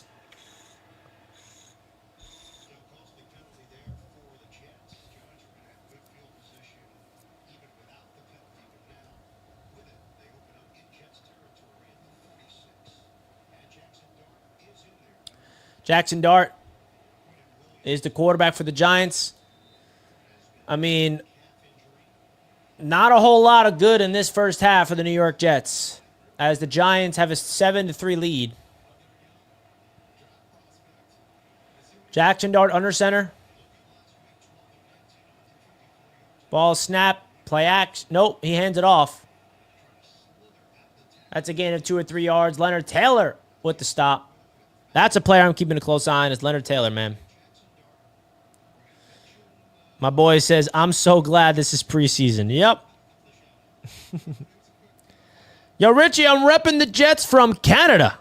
There we go. I love having Jets fans all over the world. Love it, man. Love to see that. 2nd and 6. Who's going to make a play on defense? Come on, man. Play action. Dart. Oh, he's hit as he throws. Incomplete. What a pass rush from Leonard Taylor III. All over Jackson Dart. He got the quarterback hit and did not get flagged. I thought there could have been a penalty, but I didn't see the play. But you know me. I got PTSD as a Jets fan. Whenever a Jets quarterback gets close to a quarterback, I'm just like, whenever a Jets defender gets close to an opposing quarterback while he's throwing, I still get flashbacks of that John Franklin Myers penalty. You know what I mean? If you know, you know. That's all I got to say. 3rd and 6. Leonard Taylor is coming off a great rep there. Jackson Dart is running, and he's brought down. Kingsley and Leonard Taylor are there. Way to wrap him up, because he was going to be gone for the first down, bro. He was easily gone for the first down if he did not get wrapped up there. Jackson Dart had plenty of time.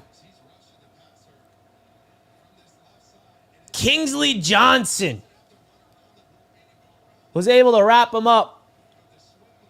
Okay, Kingsley Johnson, the year 3 player out of Syracuse. He looks like C.J. Mosley to me, wearing that 57. All right, defense. And the Jets will be pinned inside their own 5-yard line. Kingsley Johnson makes a play on defense. Why are we talking about Arch Manning? Why is that a topic? First of all, Arch Manning is not going to the draft next year, okay? He's going to be in the 2028, no, the 2020, 2027 draft.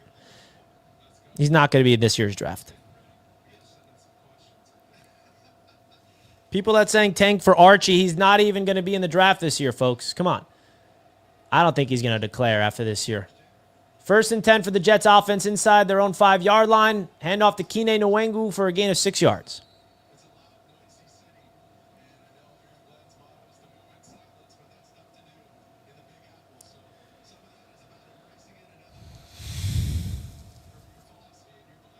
Second down and 4.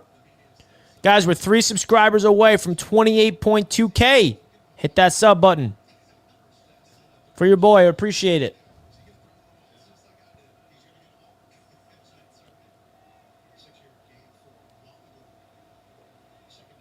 Second down and 4. Another handoff to Nwangu. It seems like Kene Nwangu is going to make this team because of his special teams abilities, which does not look too good for Donovan Edwards, man.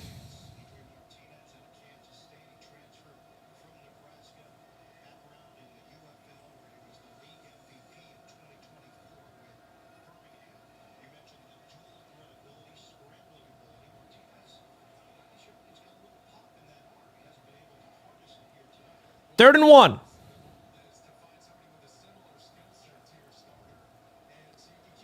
Come on, man. Pick up this long 1 yard. Play clock coming down. They get the ball off in time. It's a handoff to Kene, and he's going to get the first down. There we go. Move the chains. I need to see an Arian Smith catch after that drop because I don't want to have a bad taste in my mouth from my boy Arian Smith. That's one of the Jets fan favorites. And every single Jets fan wants to see him succeed.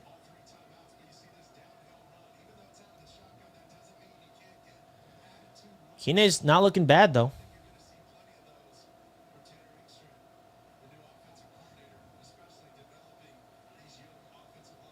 First and 10 for the New York Jets. You got Pritchett and then both Smiths as the wide receiver. Donovan Edwards is in the game, and he catches a ball out of the backfield on a beautiful swing pass. 7-yard reception from Donovan Edwards. More Donovan. That's going to bring us to the 2-minute warning.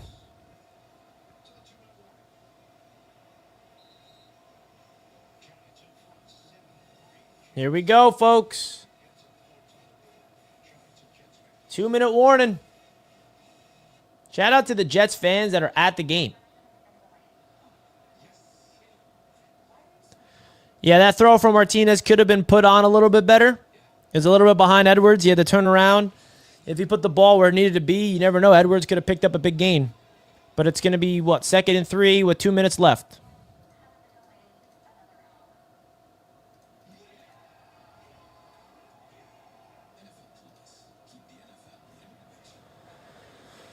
Let's go.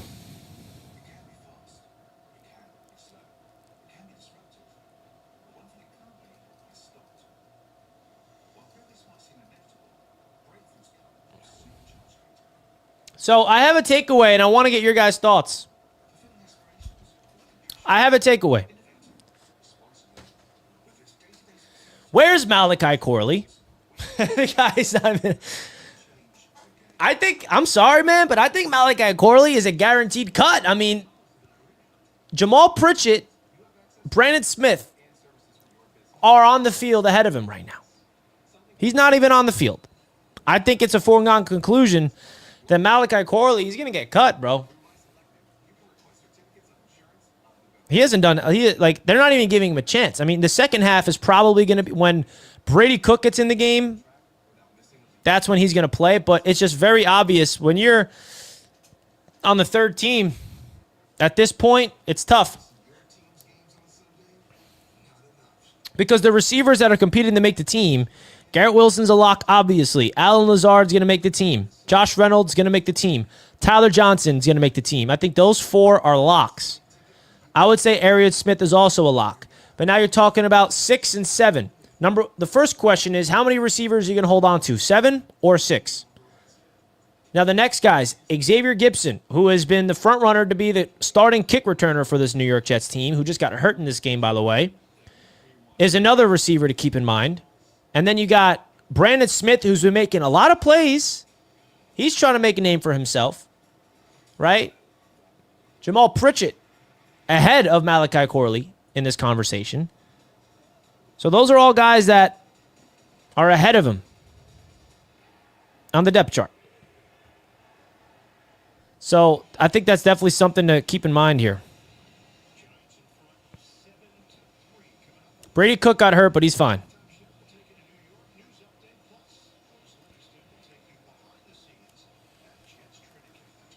And also, Kene Nwengu's ascension is... he may be the 4th running back over Donovan Edwards. Where is Beck? Beck was on the field with Justin Fields. Man, I'm going to keep saying that. But he didn't get the ball. 2nd down and 3. Come on, let's see a touchdown drive. Martinez drops back to pass. Good protection. He steps up, and he completes it to Jamal Pritchett for the first down. There we go. Way to step up in the pocket. 2-minute drill now for Martinez in the offense. Let's see it. Let's see a nice flow. Let's see a nice flow state. Adrian Martinez, what you got?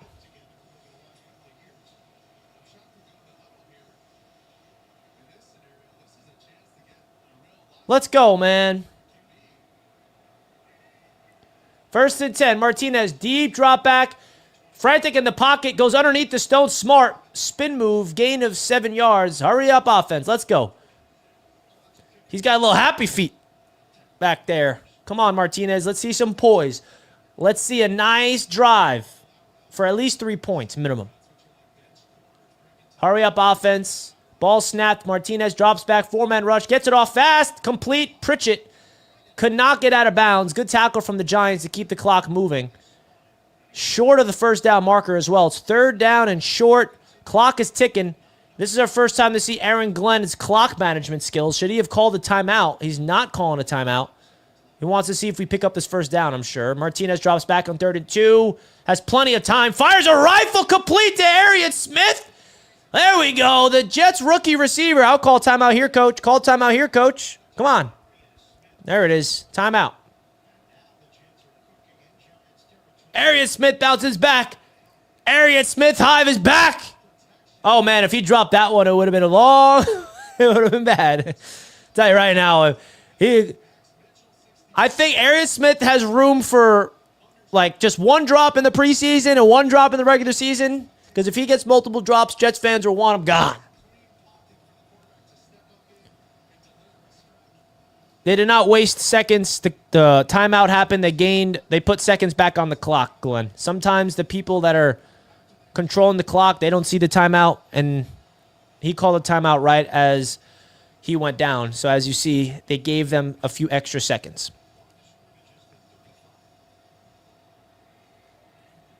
Adrian Martinez, 5 for 5 for 47 yards on this drive.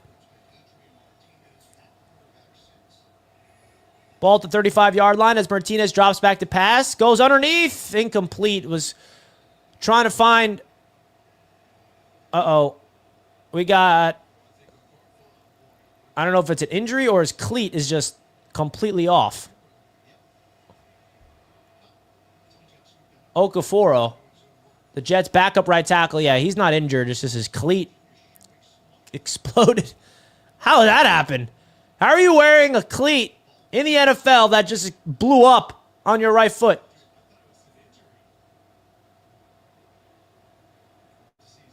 Carter Warren checks in the game at right tackle. Interesting to see Warren as not even a backup. So he's their third string right tackle. Martinez goes underneath the stone. Smart. And he can't get out of bounds. Clock keeps moving. Timeout immediately called from Aaron Glenn. 24 seconds left. Third down.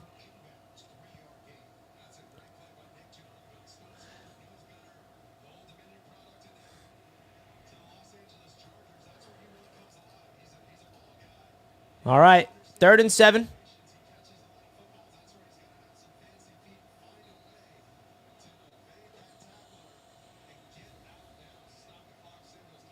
The Giants are doing a good job at tackling them in bounds. Tackling the Jet players in bounds to keep the clock moving. 3rd down and 7. The Jets still got a timeout. If I'm the Jets, bro, take a shot over the middle of the field.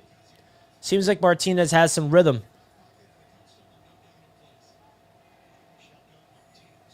Ball snap. Martinez drops back. Martinez fires deep. It's complete to Arian Smith again, the Jets rookie receiver. Beautiful route. Great catch. Absorbs the contact. And the Jets are now in field goal range. Timeout with 17 seconds left. That's how you bounce back after 2 drops, Arian Smith. That's what we like to see.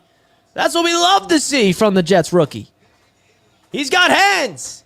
Now we can't. I don't want to hear nothing about that first drop. That's how you bounce back. Back to back. Catches on 3rd down.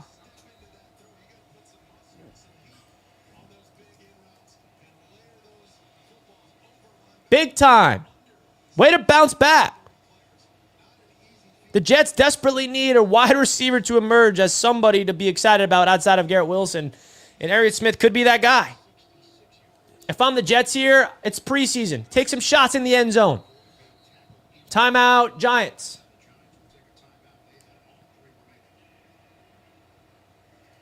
Hey, I'm not going to lie. Adrian Martinez looks kind of nice.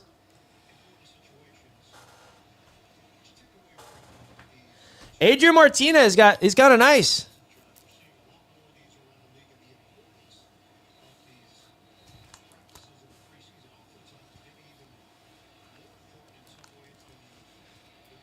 I'm liking what I'm seeing from Adrian Martinez. 18 seconds left. 1st and 10, no timeouts. So if the Jets stay in bounds, they gotta clock it fast. Ball at the 16-yard line for the New York Jets. Take a shot in the end zone, baby.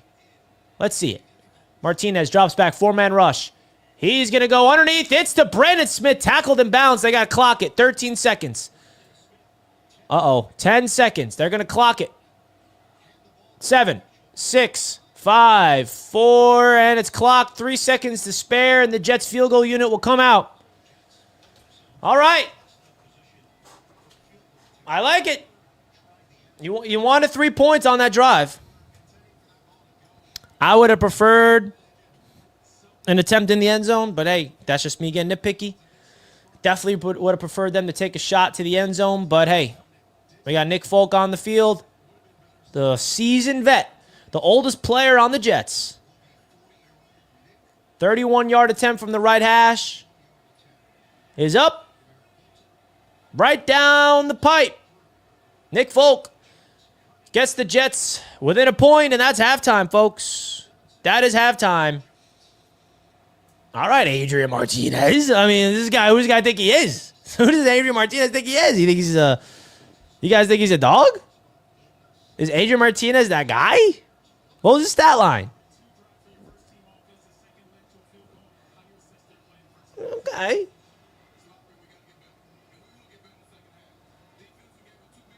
Oh, Aaron Glenn's pissed. Pissed.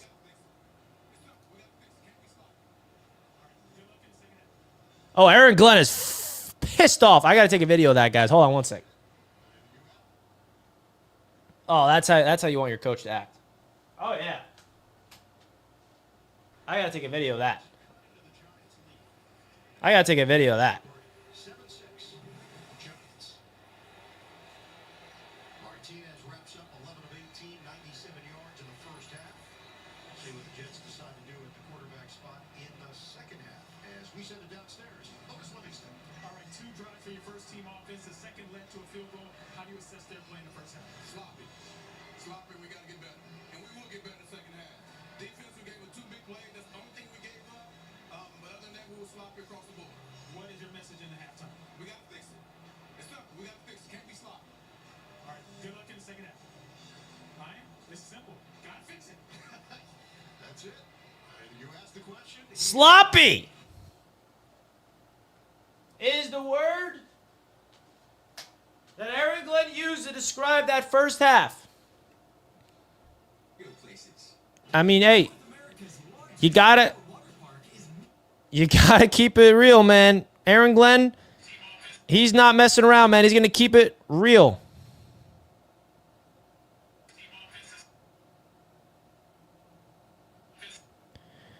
I'm gonna tweet this out.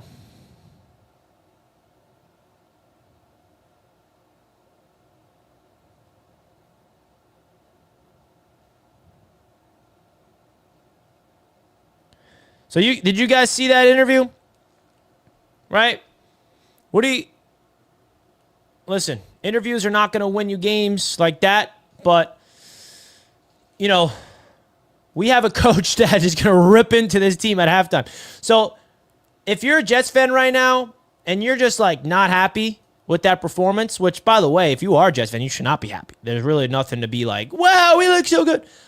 The good thing is, you should feel comfortable that you have a head coach that is going to be real with this team at halftime and rip into them.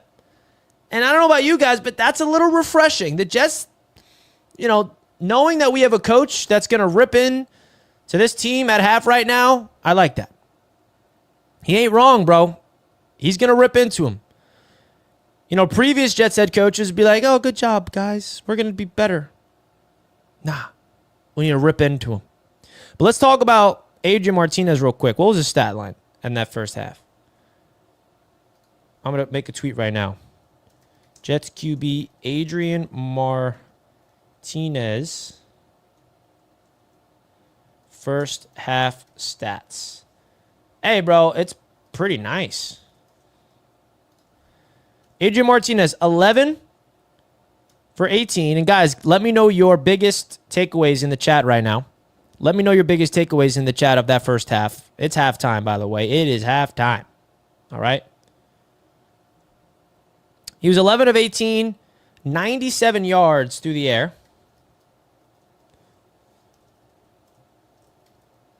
Which is not bad at all. 75.5 rating.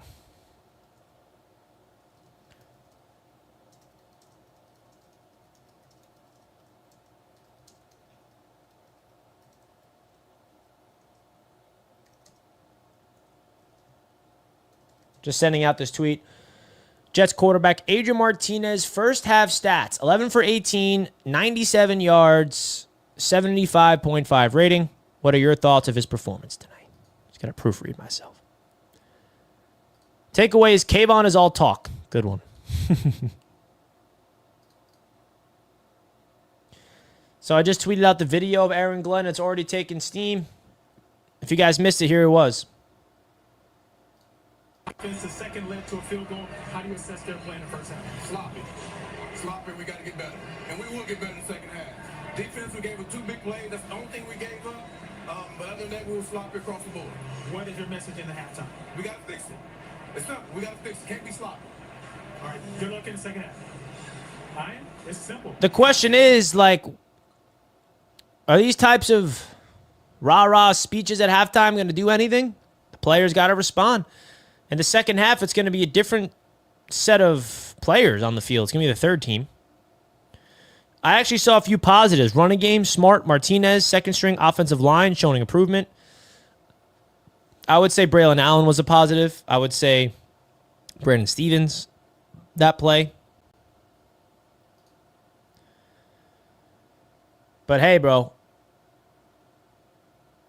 can we just call that Russell Wilson bomb the touchdown play? I mean, the guy got tackled at the 1 yard line. It was like an 80-yard touchdown we gave up, basically. Can't get beat deep like that. Quantez definitely bounced back with that touchdown. With the interception. But you like to see Arian Smith bounce back after a drop, because I'm telling you right now, if Arian Smith did not have 2 catches, that would be a big takeaway. And I'll be like, dude, Arian Smith sucks. Arian Smith sucks. He can't catch. But hey, another big positive I will say is this guy right here. Mr. Braylon Allen looks like the real deal. But Breece Hall, does he look good? I don't know, man. You tell me. He was starting to get some rhythm. Steven on Facebook says, watch you on YouTube. You are great, my friend. Well, Steven, thank you so much for watching me on Facebook as well. I am starting to post a lot of content on Facebook now, folks. Go check me out on Facebook, Jets Media. Steven, thanks for checking me out. I appreciate the love, my guy. I appreciate that.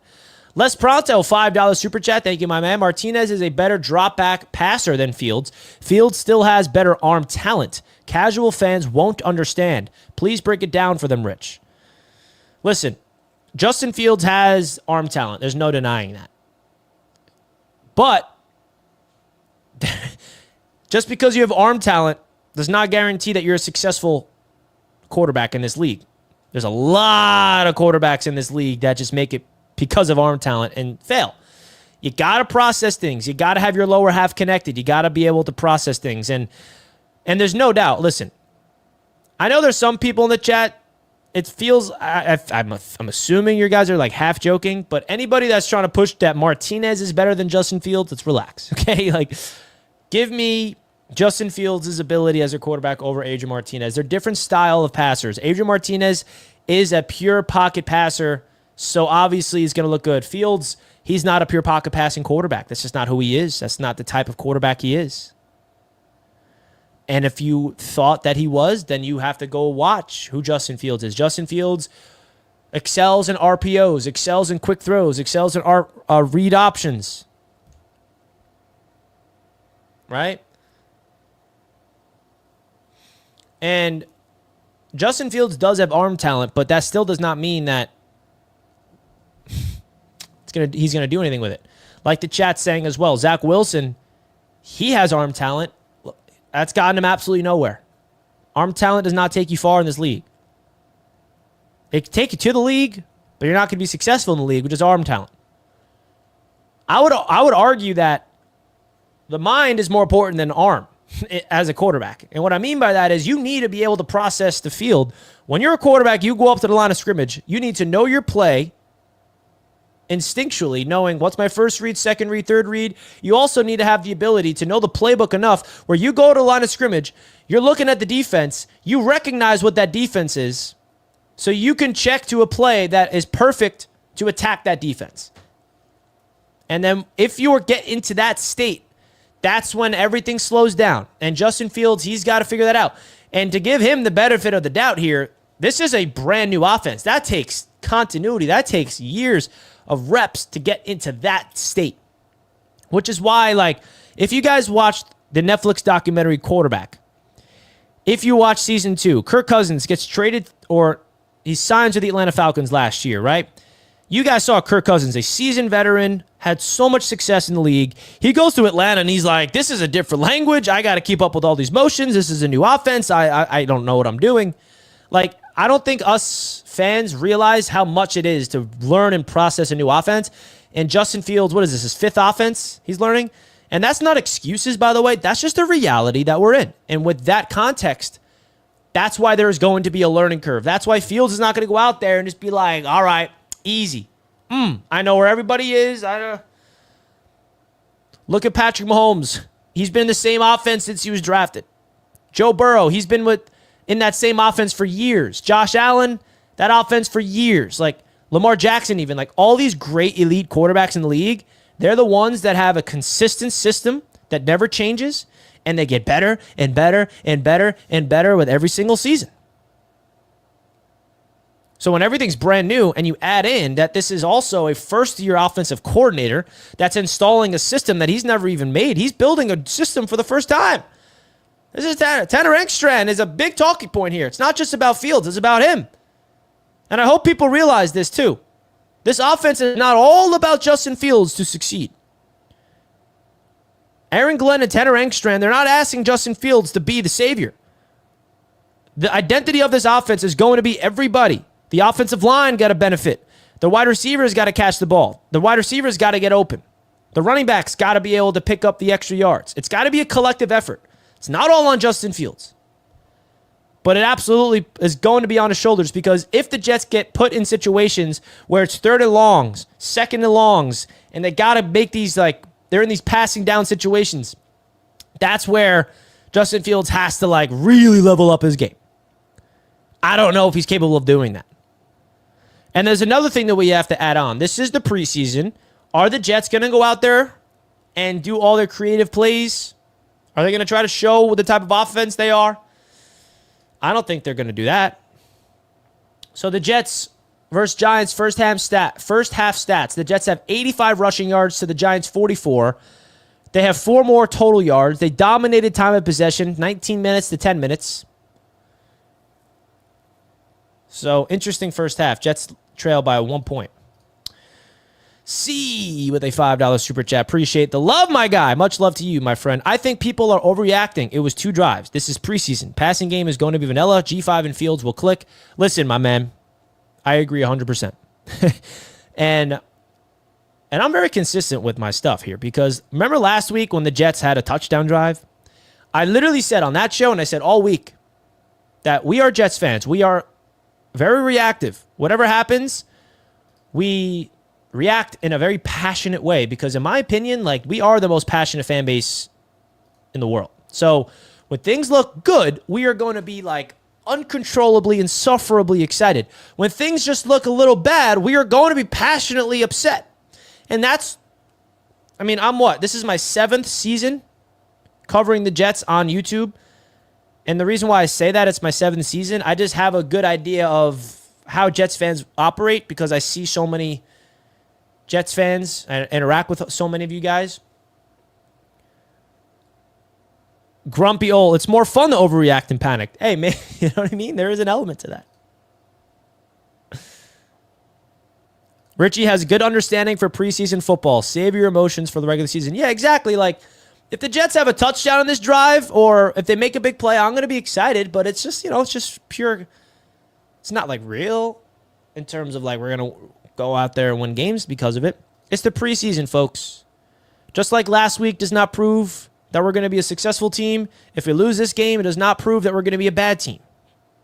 And I've been very consistent by saying this. You can't get too high when we're high. You can't get too low when you're low. You got to find that even keel throughout preseason. Jackson Dart stays in the game. He fires it. Pick it off. Oh, Mose. JBC in the game. All over him. Now this, I could not. This, I'm just going to be come on, man. We can't have this energy entering the season, can we? Do we really have fans having this type of energy entering the season? Come on. I know you're joking, right? You're joking. You got to be joking. Oh, you guys are funny. Jackson Dart checking into a new play. 2nd and 10. The New York Giants are on the field to start off the second half. It's going to be a crack toss to the left side. McCrary Ball cannot make the tackle behind the line of scrimmage. It's a gain of 5 yards. It'll be 3rd down and 5 for the New York Giants offense. Let's go. Guys, we're one subscriber away from 28.2. Let's do it. Hit it, hit it, hit it.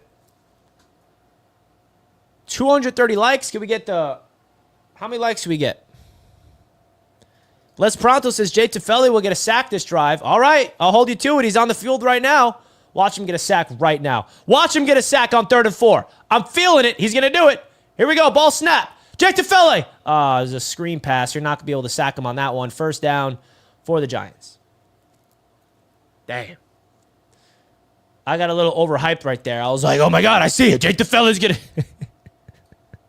Thank you for the super chat, my friend. Thank you, thank you, thank you. Come on, defense. Dart fires over the middle. Complete. First down and then some. The New York Giants are driving down the field here.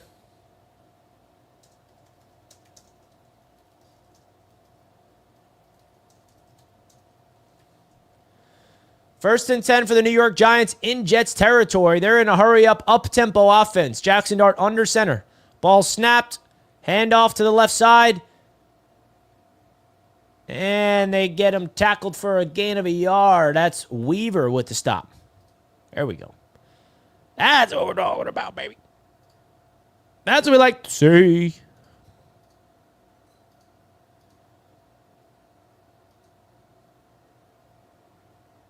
Second down and 9 for Jackson Dart, who's in shotgun.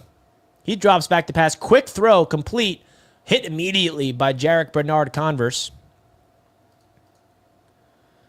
My boy Tommy. Good to see you, Tommy. Jets won every preseason game under Saleh. How did that work out? Let's not get crazy. Hey, man. It's how Jets fans are. Tommy, I appreciate it. 3rd down and 4. Come on, let's get this stop. Let's get a defensive stop here. 3rd and 4. Ball snap. Quick pass. It's complete. How do you give him that much space with this soft coverage, bro? Good throw from Dart, man. Just get the ball out. Got to get the ball out. Tommy, I appreciate the super chat, my man. Really good to see you in the chat, my guy. Appreciate the $5. Really, really do. The Giants are in an up-tempo offense. They are driving down the field. They are now in the red zone. 1st and 10. Jackson Dart under center, changing to a new play. The Jets got their backup defense on the field. And what happened? Timeout? Timeout, Giants. This is unacceptable.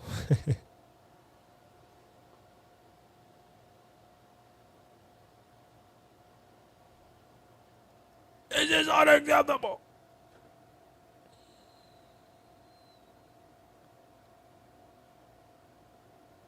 Giants called timeout.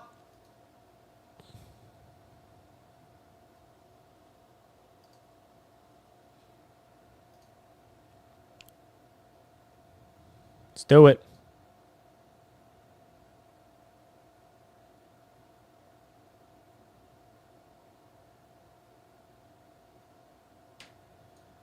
All right. 1st and 10 for the Giants after the timeout. Come on, defense. Let's make a splash. Let's protect that end zone. Ball snap, handoff to the right side. Leonard Taylor, the 3rd, wraps him up. Dude, he looks good, bro. If there's definitely a big positive that has been consistent for both games so far, it's the defensive tackle duo of Jay Tufele and Leonard Taylor III, who's going to be behind Quinnen Williams and Byron Cowart when the season starts. 2nd down and 8 for Jackson Dart. He drops back. Fires over the middle. Complete. Touchdown. Jackson Dart delivers a beautiful pass over the middle of the field for the touchdown. Hey, man, if you guys watched the channel throughout the pre-draft process, I was very high on Jackson Dart. Perfect pass over the middle of the field.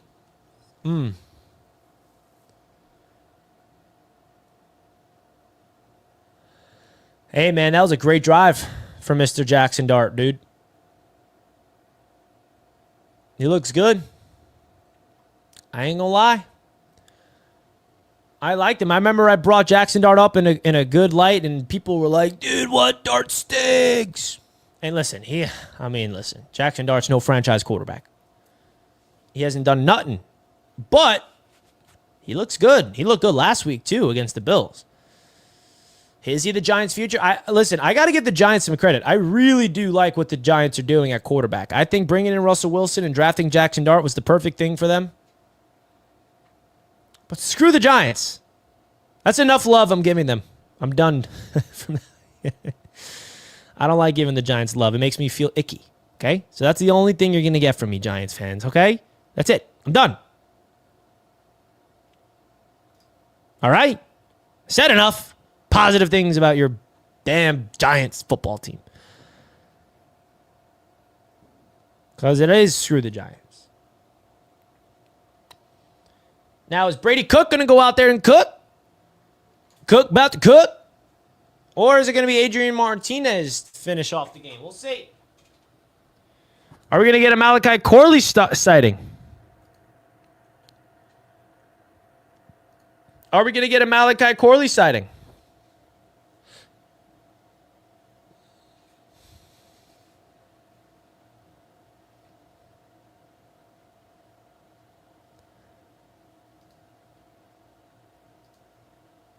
I wish I could have been a fly on the wall of Aaron Glenn in the press locker room, because he's gonna go in on these players, bro. And this team needs that, bro, because the lack of accountability that this football team has had the last few years, especially, dude, you talk about when the Jets fired Saleh and Jeff Ulbrich became the head coach. That was just I don't even want to relive it, but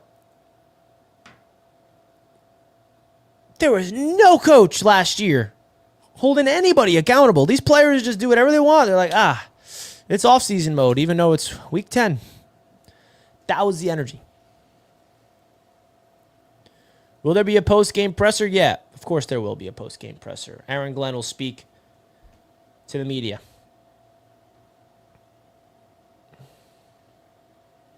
After the game is wrapped up.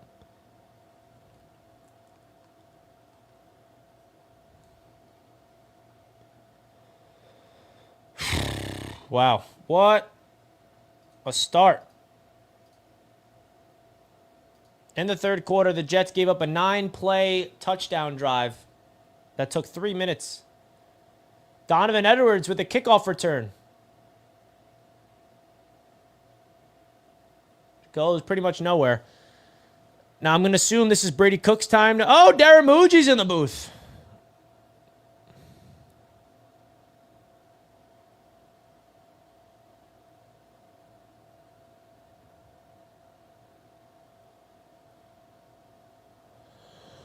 Oh, boy. It was great, the support from ownership and the head coach A-Game. We had a clear vision when I got here, what we wanted to do with the guys we wanted to bring in to be a part of this team, and it's been in the process. It's been really good through free agency.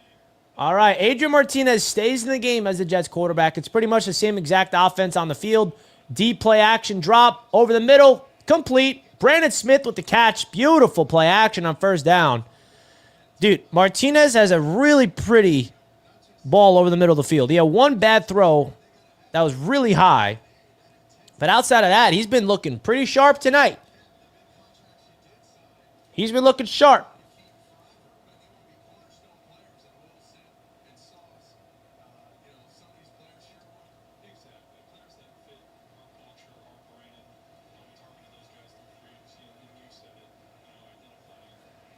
Martinez under center. This time it's a handoff to Kine. Tries to find the edge. He gets the edge. Dude, Kine doesn't look terrible out of the backfield, man. I'm not going to lie. I'm not going to lie.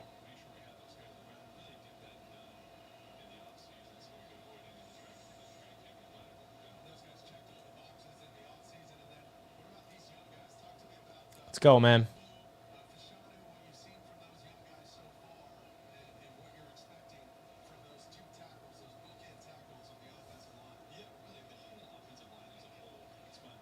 Second down and 4.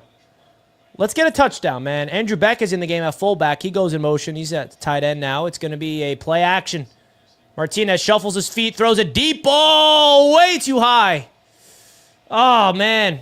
He had Arian Smith open, but he threw it over his head. That could have been a beautiful play if he put it on the money there, but missed it.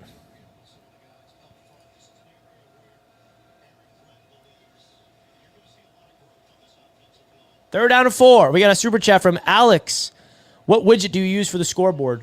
This isn't a widget. This is the ESPN. This is a link to the ESPN scoreboard. Alex. It's not a widget. I made my own widget, if that makes any sense. But it's the ESPN scoreboard. Third and 4. Martinez pressures in his face. He spins away.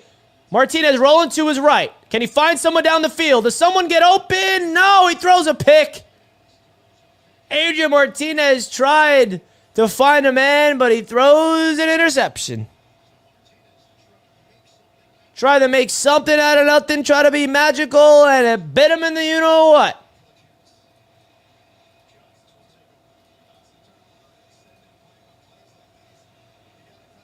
Did he catch it, though?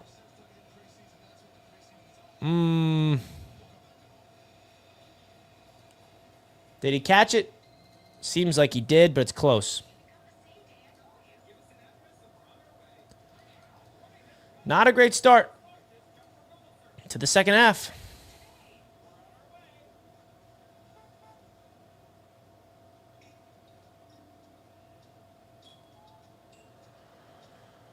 Oh, boy. Well, the Jets, not a great start.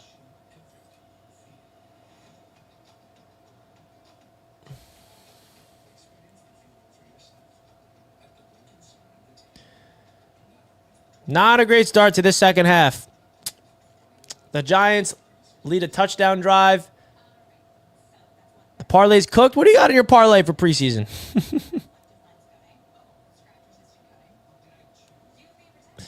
Can we stop the Martinez over field stuff now?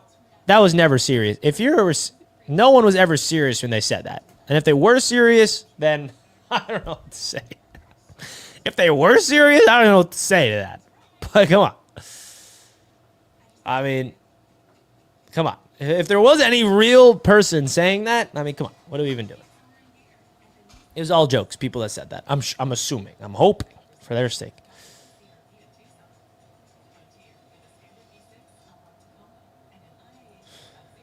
All right, Jason saying that he just turned the game on. How do Fields look? Who wants to fill in Jason on Justin Fields tonight? I'll fill him in. He did not look good tonight, my friend. Finished the night 1 for 5. 2 drives total.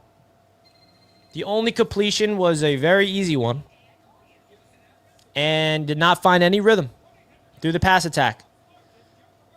The only positive thing that you can say about the offense when Fields was out there was the second drive where they just ran the ball down the field, but he didn't do much. It's not like he was doing much. So not a great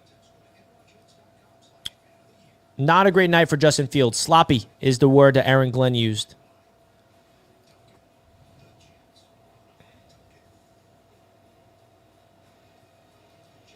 Yeah, it's a sloppy night, folks. And, week 1 is going to come right. It's going to come very soon, man. All of a sudden, we got the Pittsburgh Steelers, who were a playoff team last year, now with Aaron Rodgers at quarterback, ready to go. Oh, boy. Jackson Dart stays in the game. Free rusher, but he gets another screen pass off. Oh, big-time tackle. Who's that, Zaire Barnes? Way to make a play. Man, I miss Jermaine Johnson. So good to see him. And let's not forget, bro, we did not see any of the studs. Like, you can argue the best players on defense did not play tonight. Jackson Dart drops back, throws, complete, first down. The Jets on defense tonight did not play Sauce Gardner, Jermaine Johnson, Quinnen Williams, Will McDonald. 4 of, the core pieces of the defense did not play. So we haven't really seen the full potential of this defense yet. First and 10 for the Giants. Another screen pass, bro. They're just... So, you guys see this offense right now that the Giants are running? This is the style of offense I hope that the Jets do. All we need, Justin Fields, and Aaron Glenn said this in one of his mic'd up videos that they posted, is Justin Fields just got to learn how to play point guard. And what that means is just get the ball in your playmaker's hands. Make the easy throws. And if Fields struggles, this is the one thing. Look at all these quick passes. That one was for a loss, though. The one thing I'm a little concerned with is this. If Justin Fields struggles with the easy throws, it's going to be a long season for him. As long as Fields can make the easy throws, everything's going to be okay. Because he's just got to make the quick decisions, make the right throws, get the ball in the playmaker's hands, to move the chains, pick up yards with your legs, and then hopefully things will start clicking through the air a little bit more. And Jackson Dart goes underneath. Make the tackle. Come on, man. Dude, this Giants offense is dinking and dunking their way down the field right now. Daboll straight up calling a game for Dart. Yeah, he is, man. He's just dialing it up for Jackson Dart. Just getting him in rhythm. This is how you get a young quarterback in rhythm if you're a coaching staff. You see what they're doing for Jackson Dart? Up-tempo, quick passes, screens, swings. Look at this. Dart, another quick pass, complete. Just getting him in a rhythm, getting him into a flow. Just balls out, get the ball out within a second to your playmaker. Quick little button, quick little hitch. Like that gets the quarterback confidence. That's what the Giants are doing. They want to build the confidence of Jackson Dart. They want to get him into a flow. They want to get him into a rhythm, and they're doing a tremendous job. Come on, defense, shut him down. Enough of this. Stop allowing him to do these types of things. Safety blitz. Jackson Dart keeps it. He's going to run. Jackson Dart lowers his shoulder. Picks up a gain of 3 or 4 yards. It's going to be third down. Come on now. Get this stop on third down. Enough of this. The one thing that this Jets defense was atrocious at last year was third down defense. Oh my God. The third down defense was brutal. Can we get a stop on defense right now on third down?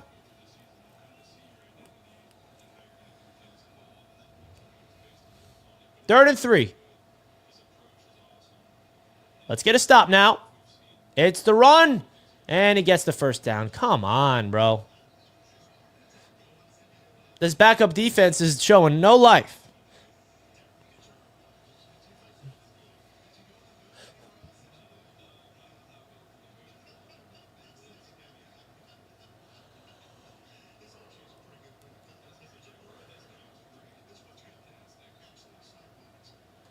So now it's first and 10 for the Giants. Marching down the field again on the 21-yard line. Empty set. Dart over the middle, complete. My goodness. Just playing point guard out there. Getting the ball out of his hands within a second. And that's how you not allow the pass rush to get to you. If you get the ball out within 2 seconds, you'll never get touched in the backfield. Hurry up offense for the Giants. Come on, somebody make a play, bro. 2nd and 1. Play action boot. Tyler Barron is not there, and another first down for the Giants. Oh, and then some. Oh, this is going to be a touchdown. Nope, he's down at the 1. Almost a touchdown. Bruh, Jackson Dart is cooking us.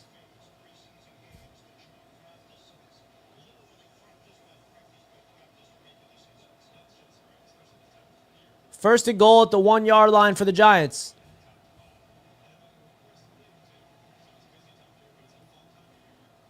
And he's going to be shy. Who made that tackle? Great tackle. What was that? Monroe? Oh, no, that was Bernard Converse. Great tackle. Come on, hold him out of the end zone. Show some grit. Enough of this nonsense that we're playing. What is this? And Dart's going to bring it in himself on a quarterback keeper. Touchdown, Giants.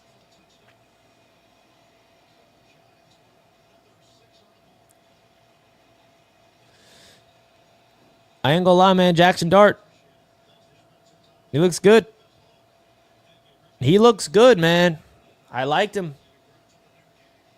I even said the Jets should consider drafting him. But the Jets are not in a position to draft him because there's no way you're drafting him at 7. That was the problem. The only way the Jets could have drafted him is if they traded up like the Giants did, but they were not going to do that. Hey, this has been a terrible start to the second half, just a brutal start. Me and you love Dart. Henny, yeah, we did. Yeah, we did, man. That was my pre-draft guy. But, yeah, I mean, he went out there and cooked.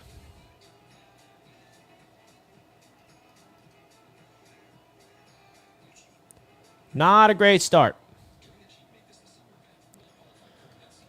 So the Jets are now down 21-6. We got to get a touchdown, bro, in this drive. Enough of this.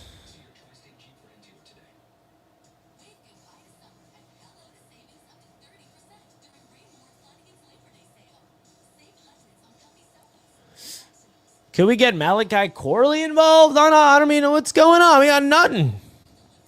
Shouldn't be any off days from practice next week. I'm going to be at camp for back-to-back days this week. Tuesday and Wednesday I'll be there. So I'm curious to see what the energy is going to be like at practice this week with this type of energy, this type of showing.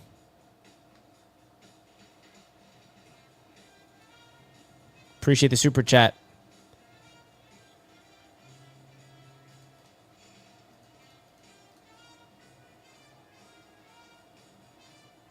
Let's go, man.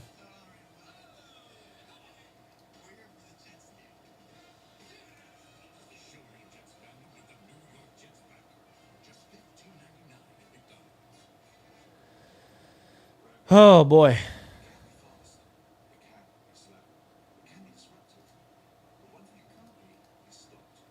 Any type of respond? Now, this is something I've been very open about with you guys as well. And it's hard to say this because some fans can be like, shut up, Richie. Right? But this has been my approach, and this is not going to be the first time I said this. Yes, it's preseason, yeah, blah, blah, blah. That's not what I'm about to say here. What I'm about to say is, in my opinion, it's going to get ugly before it gets pretty with this football team. There is going to be adversity hit hard on this football team early in the season. I am not predicting this team to get off to a fast start. I would prefer it. I would love a 4-2 start. But I think that this team, the identity of these New York Jets is going to be created in struggle. It's going to be created when adversity hits. That's going to be the character that's going to mold this football team, in my opinion. I'm looking forward to seeing how does this team battle through adversity, because the best teams, the greats, are the ones that battle it. Because even the greatest teams struggle. It's the ones that are able to get through adversity. And you can connect that with everyday life, bro. It's not just football we're talking about. This is life. Adversity is inevitable in your life. There's always going to be something that gets in your way that does not make you feel good. How do you respond? Do you let it spiral you into just a negative nightmare, or do you allow it to fuel you and become a better human? That's the mindset. That's the energy that Aaron Glenn is really trying to do here. Remember what he said in his opening press conference when he became the Jets head coach? When adversity strikes, we're built for this shit. We're the New York Jets. That's his words. Excuse my French, but hey, that's what Aaron Glenn said. So if that's the mindset that he's trying to instill here, I really hope that the Jets fan base embraces it too, because we got to be tough-minded as fans. When things go south, let's let them learn before we're like, oh, fire everybody, bench Fields, everyone sucks. Oh, Arian Smith. Dropped it. Bad ball. Brady Cook underthrew Arian Smith. It was a nice back shoulder, but Smith could have caught it, and he didn't. Gets hit as he throws. That would have been nice if he caught that.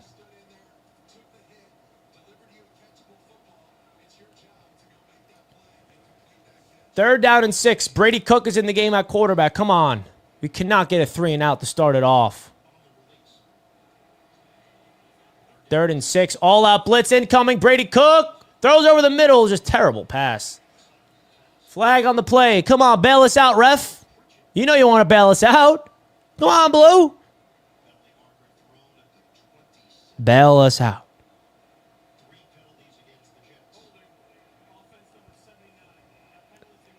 The refs are not bailing us out. It was on the Jets.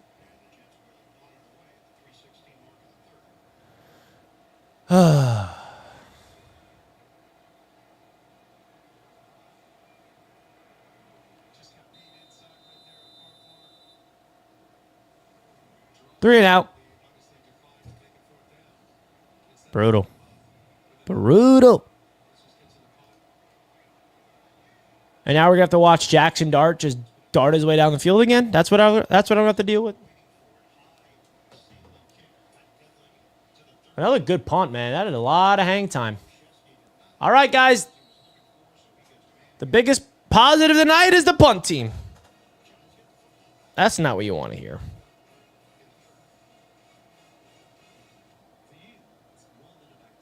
Will they keep him in the game or not? We'll see.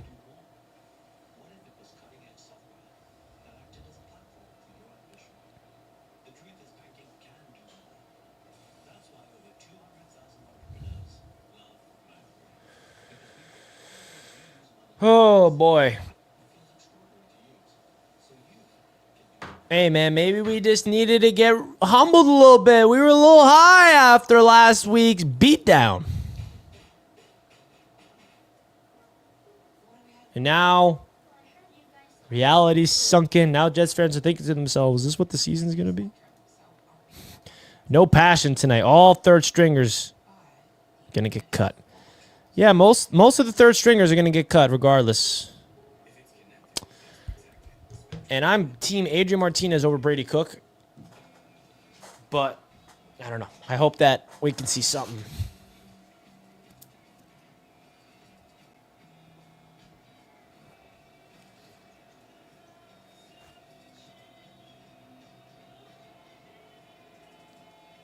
So, are the Jets going to play their starters next week against the Eagles? I think so, right?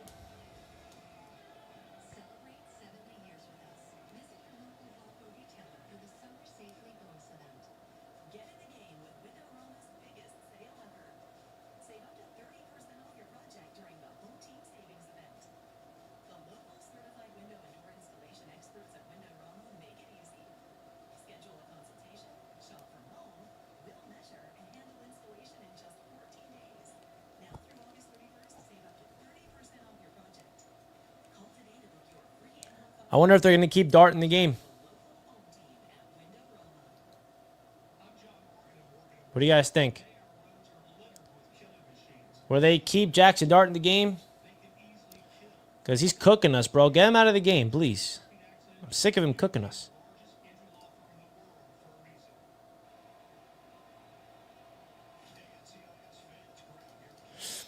I already know TD's going to have a field day. Field day about what? Yeah, I know what you mean. He's definitely going to. And I'll let him. I'll let him have his moment. I'll let him have his preseason moment. All right, Jackson Dart is out of the game, finally. Jameis Winston's now in the game. Pittsburgh, September 7th.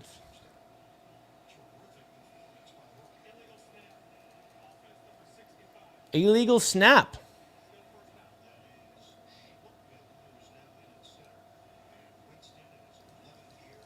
Jameis Winston in the game.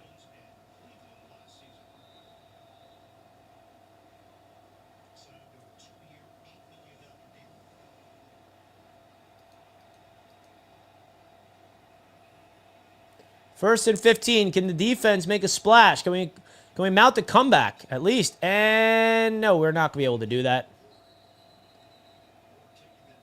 As the Giants running back picks up a nice gain on first and 15.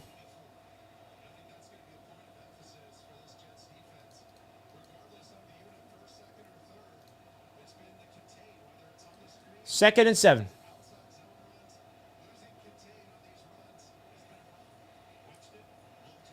Wow, Jameis Winston fires complete. The Jets swarm to that.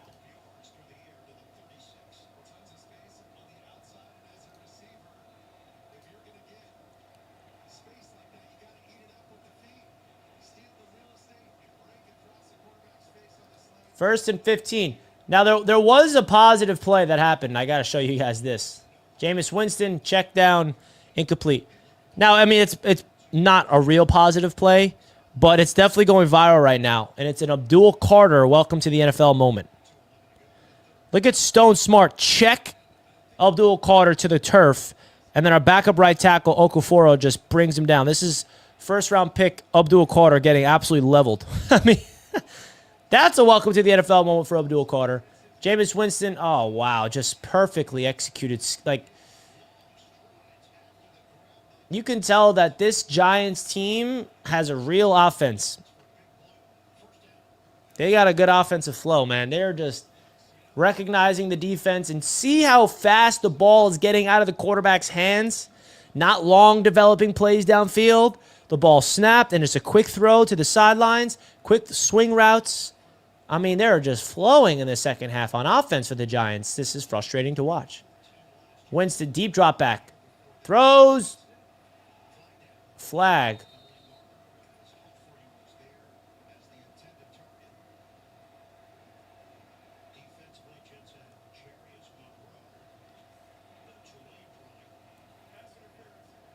Pass interference on Jarius Monroe. He almost had a pick.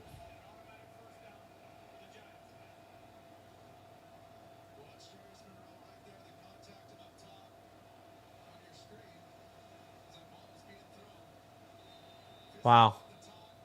Come on, man. Let's make a play. Enough of this looking this sloppy.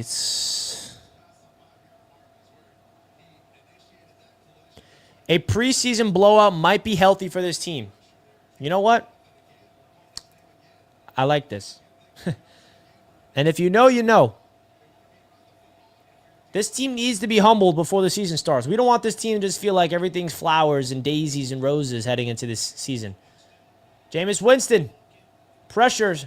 Throws deep down the field. What?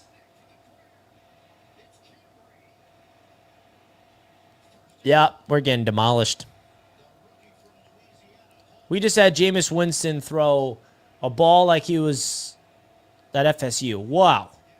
Pressure in Jameis Winston's face. Rolls to his right. Throws an absolute dime down the right sideline. Over the right shoulder. And the Jets are in risk of going down 28-6. Play action bootleg. Jameis Winston. And he's sacked. There we go. Dean Clark with the sack. Second and goal. You know what? Getting an ass beating could be a good thing for this team just from the standpoint of now we're going to see what this team looks like. Not just losing a tough one, but like losing bad. I can just imagine how Aaron Glenn's going to respond. Oh, almost a touchdown. Winston missed him. And I also want to remind everybody, the New York Jets were 3-0 in the preseason last year. 11-1 was the preseason record with Robert Saleh. So, winning preseason games, losing preseason games, really does not have that much impact. We're just out here reacting together to the overall Jets roster as a Jets fan base. That's what we're doing. 31 seconds in the third quarter. It's third and goal from the 12-yard line.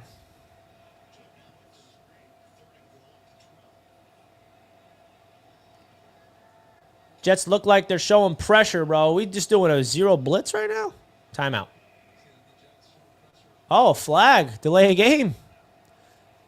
Okay.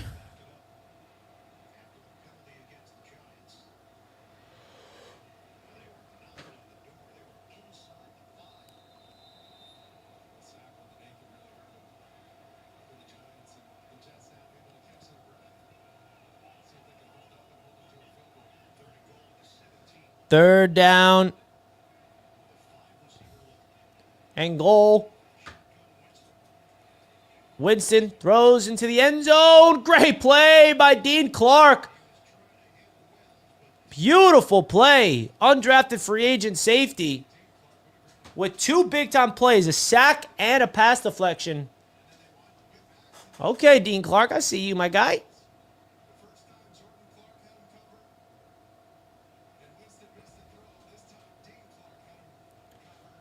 Here we go, Rook.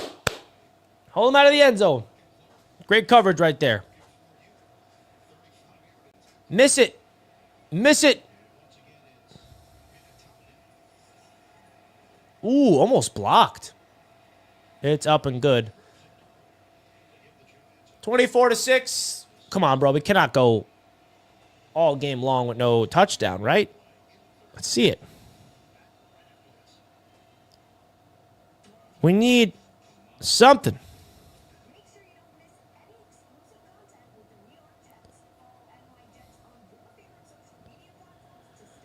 Oh, boy.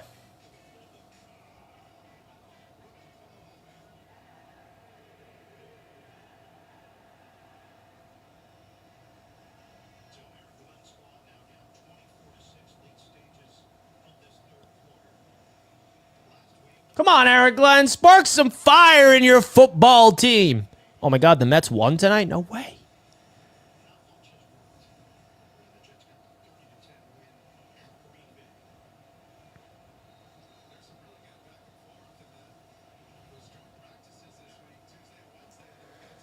Oh, boy. Stiggers had the best performance, in my opinion. I wouldn't say that personally, just because he gave up a like 80-yard play. He did have an interception and have another good play, but he gave up an 80-yard touchdown, basically. Tackled at the 1-yard line. But, hey, he bounced back. That's all you want. You want to see your player bounce back.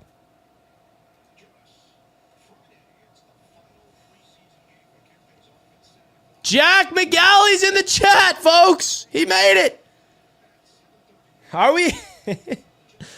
Jack McGalley is here. A double team block penalty. I don't think I ever heard of that. I don't think I ever heard of that one, Jack. Double team block. All right. Brady Cook. Can we get a freaking touchdown? On the board. Brady Cook. Hand it off to Donovan Edwards. He goes up the middle for a few weeks. See you week 1, Jack. Hennessy Heisman will be there. 3 seconds, and that's going to do it for the third quarter. The people want to know, is Jack coming to Jets Media Day? I'll let Jack answer that question. That was on Cisco, not Stigler. Yeah, I get it. There was a miscommunication. It was zone coverage. You want to see him pass it off to Cisco? I hear you. It was not man coverage, so you got a point. You got a point. Thanks for the super chat list, Pronto. I appreciate the super chats, my guy. I appreciate it.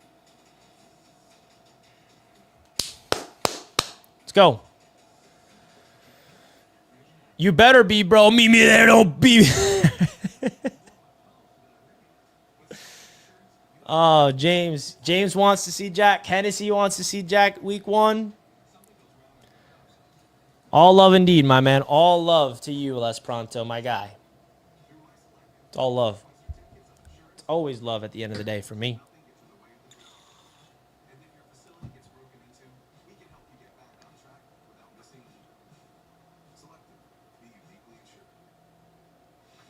Let's go.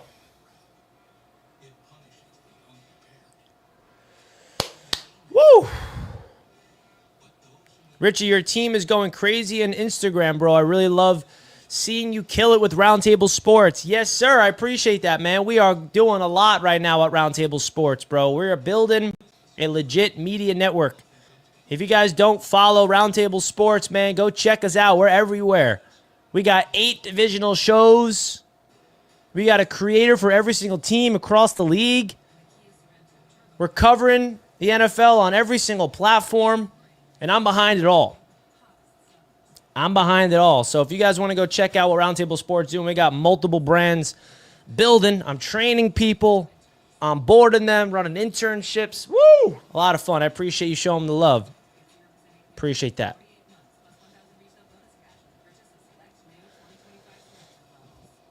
That is an event we're thinking about, Jets fans. I know you're not going to commit to anything right now, but who would be interested in a Jets-Dolphins event for Week 14 in December? I know it's cold, but come on, man up. Let's go. We're thinking of doing a Roundtable Sports event at MetLife Stadium this year for Week 14, Jets-Dolphins at MetLife.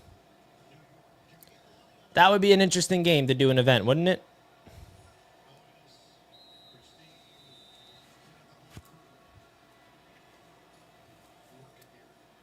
TD Fins Talk, we'll be there with your boy. All right, 2nd and 7 for Brady Cook. Come on, Brady Cook. Lead a touchdown drive. Enough of this nonsense. Complete to, is that Skinner? 3rd and short.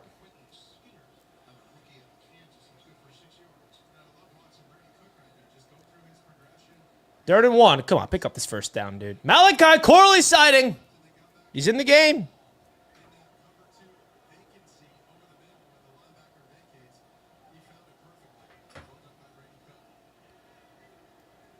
Third and 1. Will they just give it to Edwards up the middle, or they get creative? Ball snap. It's a handoff to Edwards up the middle, and he gets the first down.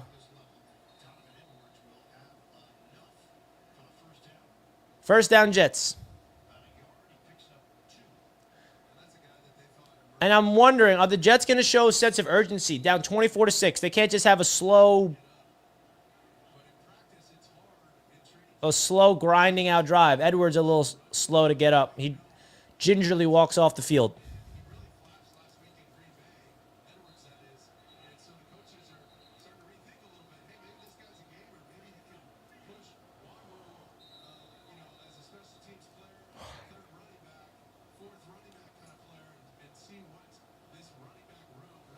Richie, why is everyone overreacting over a preseason game? Because, hey, man, we're Jets fans. That's the only way. That's the only real answer I can give you. 1st and 10. Brady Cook under center, hands it off to the running back from Florida State. All right.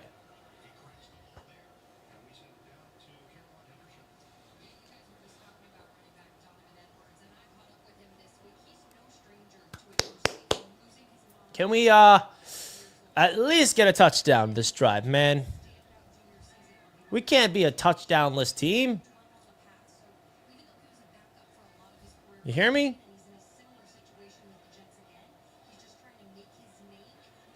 Second down and 4. Ball is snapped. Play action. Brady Cook. Come on, Cook. Cook. Oh, he's got us, man. Throwing on the run. Quentin Skinner. Undrafted free agent quarterback to an undrafted free agent wide receiver. First down, Jets. Time to cook. It's time to cook.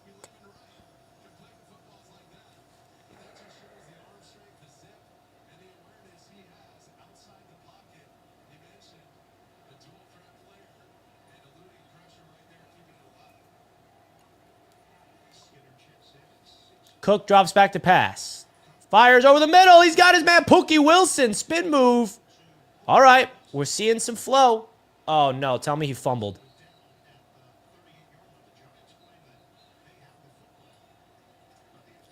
Refs calling him down. Apparently Wilson fumbled, but they're calling him down.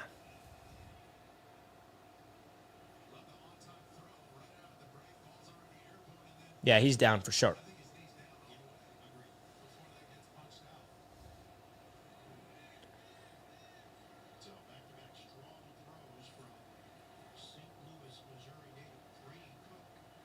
First and 10. Brady Cook in this offense is cooking, baby. Andrew Beck in the game. Play action. Brady Cook's got plenty of time. Throws deep. Got his man. Quentin Skinner again. Woo! We're cooking with some, I don't know what we're cooking with. His government name is not Pookie. That's his nickname.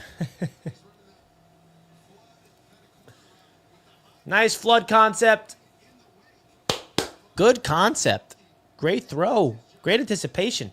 Let's punch this in. Brady Cook, 4 for 4 for 62 yards. Let Cook cook. Come on, baby. Never say never. Comeback season. Cook under center. Inside the 20-yard line. Play action. Man in his face right away. He's just going to dirt it, as he should. Broken down play. Just dirt it. Live to play. Live to fight for another down.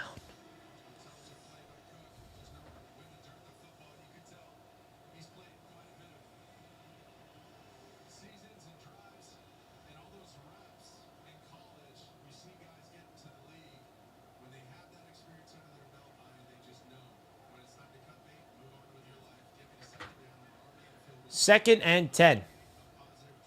Donovan Edwards back in the game. Ball in the 16-yard line. Malachi Corley's in the game as well. Cook looks right, throws, complete to Wilson. And it's going to be 3rd and short. Come on. Come on, man. We want to punch this in. 3rd and 2.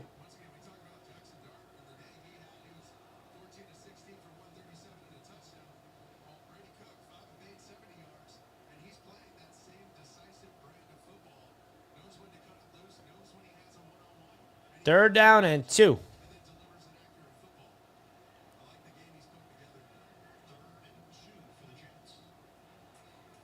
It's going to be a run to Edwards. Edwards gets the first down. It's going to be 1st and goal for the New York Jets. Let's go. They're knocking on the door of a touchdown. Every single receiver is making plays but Malachi Corley, just noting that.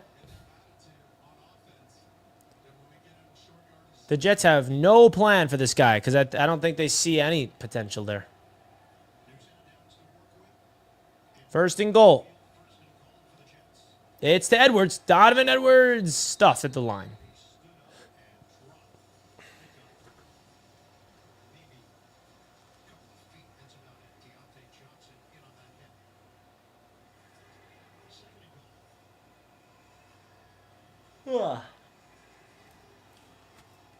Guys, I ordered a new jersey. It's fresh. You'd never guess what the player is either. And I want to save it. I think I'm going to save it for week 1. I'm going to wear it week 1. I don't think I'm going to wear it until week 1. It's a fresh jersey. 2nd down and goal inside the 5-yard line.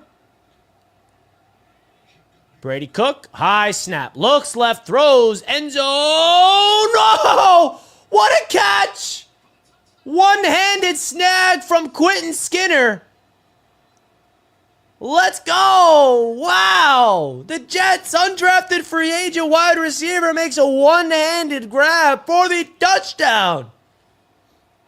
Woo-hoo-hoo! Oh my gosh, what an effort! That was insane. Nope. Nobody in the chat's going to guess the jersey. Everyone's wrong already. What a catch. Wow. Hey, let's have him make the team.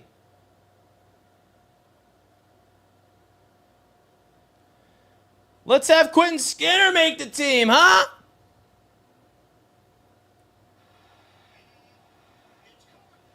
I like it. I'm wearing a Jamie and Sherwood jersey right now. It's not him. Wow, what a freaking play, man.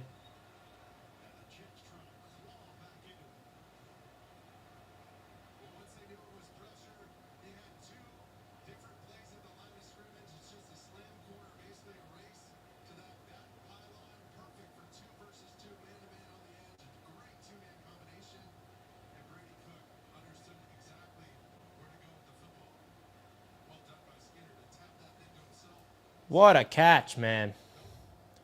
No one's guessing it.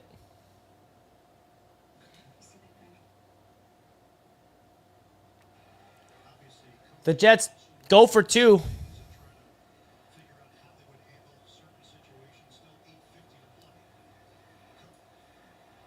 But they don't get it. I like Malachi Corley on that. He should have got the ball, man. He should have got the ball, man. Yeah, nobody's guessing the jersey I got. That's why I feel like I got a gem. That's why I feel like I got a gem, because nobody's guessing the jersey. Nobody's going to guess it. Challenge you guys.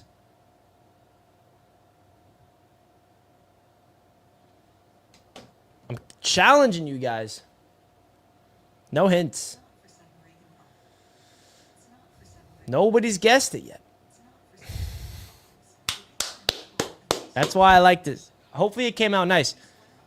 I didn't see it yet. It just got shipped, so I don't even know if it came, how it looks in person.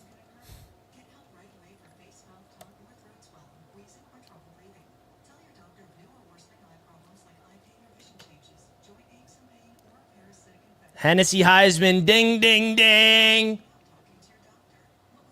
Ding, ding, ding. We got a winner. So, this is the guy. Because he's the whole team, bro. Yeah, you best believe I got my hands on an Aaron Glenn jersey. Fresh, vintage. I don't know how it came out, though. I hope I got it from a good source.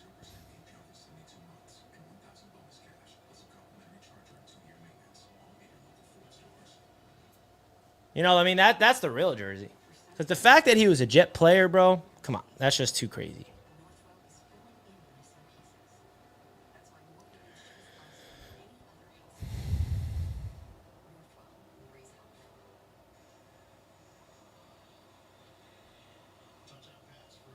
Les Pronto said it first. I missed it. Where'd you say it?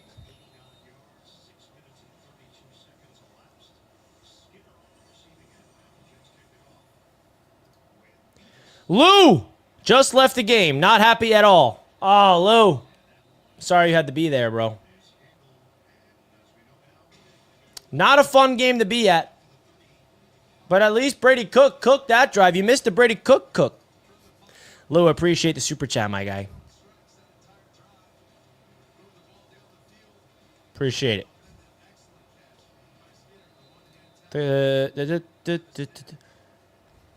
The jersey I got is a green Aaron Glenn jersey. All right, defense, it's your time.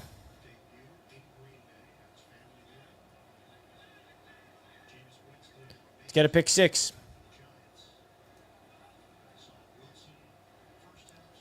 First and 10, Winston drops back. Jets set an all-out blitz and another screen. Why does this feel like the Saleh effect where we just cannot defend the screen passes? Stink. A thicker kicker jersey. He's not even going to make the team. Sorry to tell you.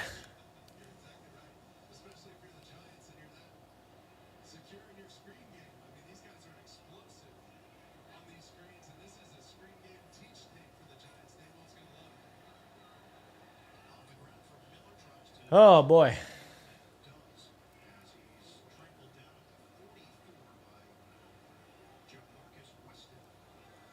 Oh, boy.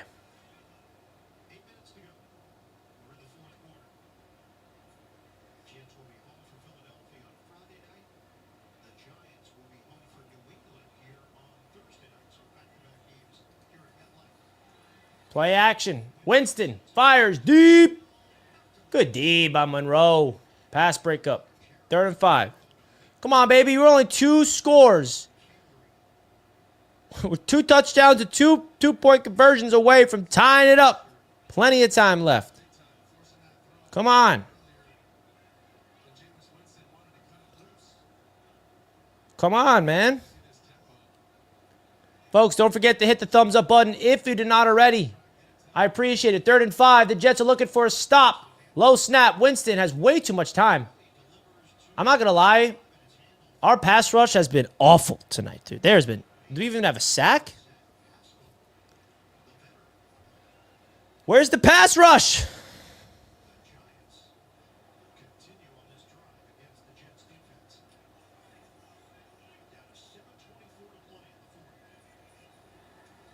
First and 10, Winston. Deep drop back. Hit as he throws. Wide open receiver caught for the first down. And the Giants are all the way in the red zone.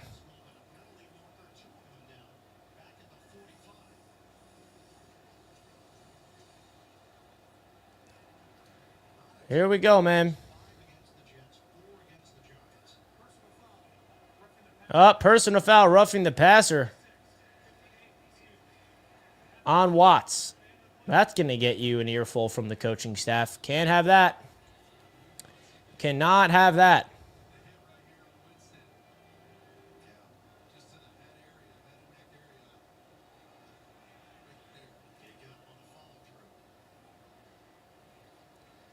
Cannot have that. First and goal for the Giants inside the 10-yard line. 7 minutes to go in the game. Winston hands it off. Monroe with the tackle at the line of scrimmage. Brutal.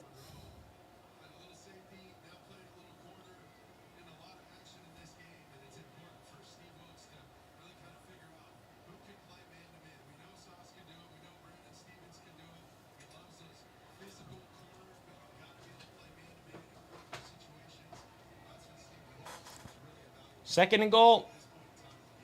We're going to allow them to put up 30 points, are we? Play action. Come on, Barron. Tackle him. Come on, dude. The Jets rookie, Tyler Barron, in the face of Winston. Got to tackle that old man. Rook.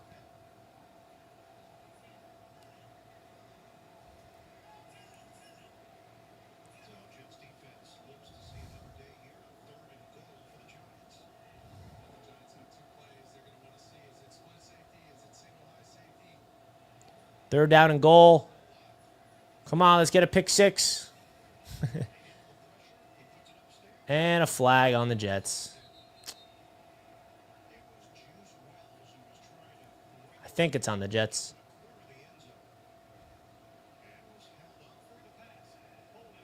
Yep, automatic first down. Oy.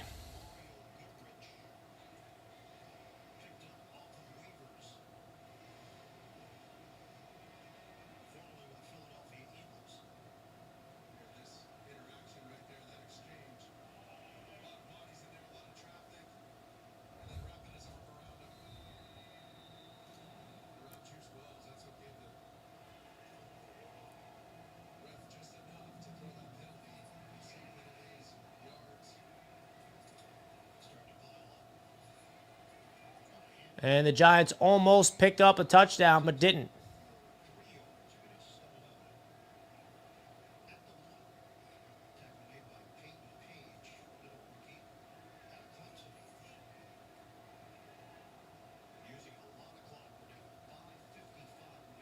Second and goal at the 1.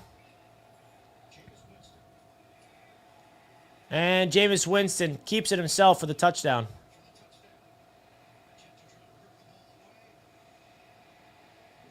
And the Giants put up a 30 spot on us.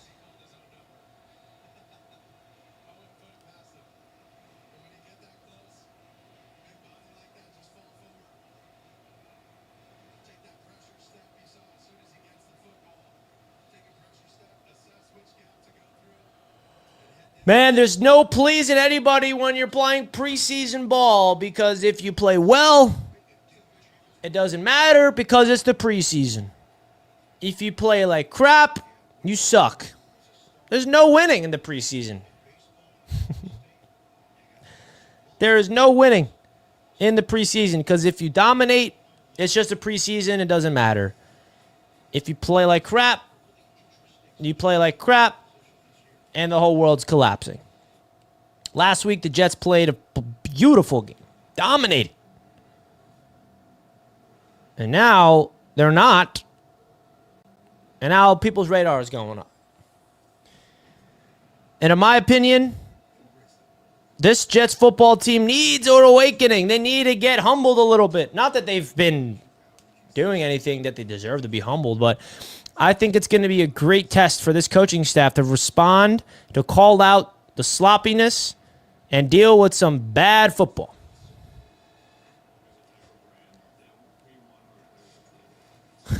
Bye, Richie. I would end this stream. Boring game. Yeah, well, I'm dedicated. I'm dedicated. We're also doing a post-game show. I'm not, and then just because the Jets look like crap doesn't mean I'm going to end the show, but I hear you, bro. It's boring. I'm not going to lie. This is a boring game. For obvious reasons, because we stink, but...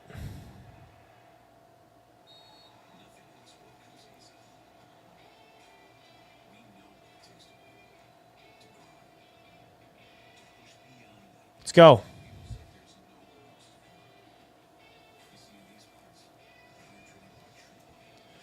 Guys, we beat the Giants last year in the preseason. What did that do? I mean, come on. Does this game really mean that much to some people? You know what I mean? Does it really mean that much to some people?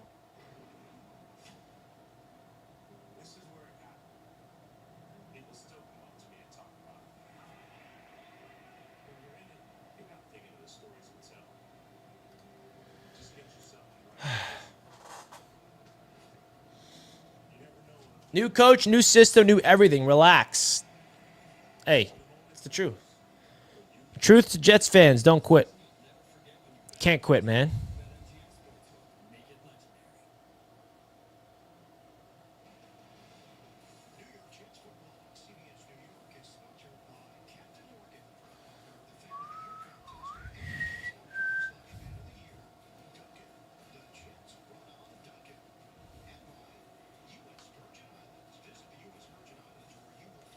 I will be there at One Jets Drive this week for 2 practices. And I'm very curious to see how it looks.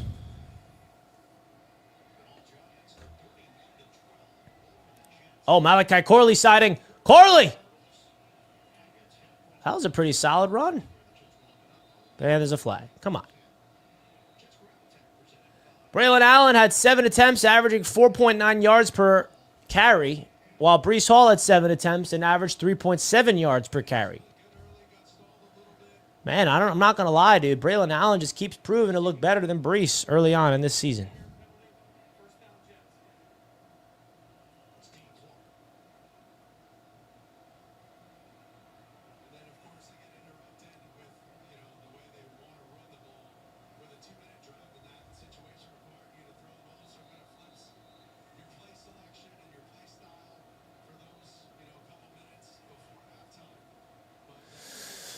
All right, man. Well, 5.5 minutes left in this one. Can we see any positive energy to finish off the game?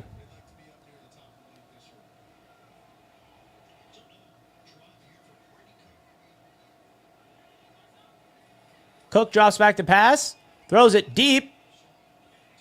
Incomplete.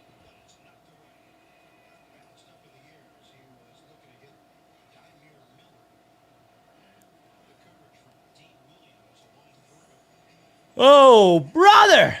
Come on. I want to see something exciting. I feel like there's been no excitement in this game, unless I'm missing something. Has there been something exciting?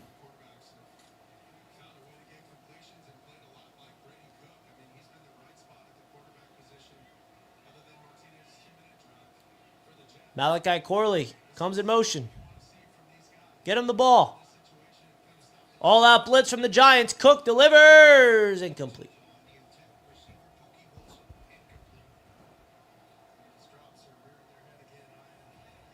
This game's boring, bro.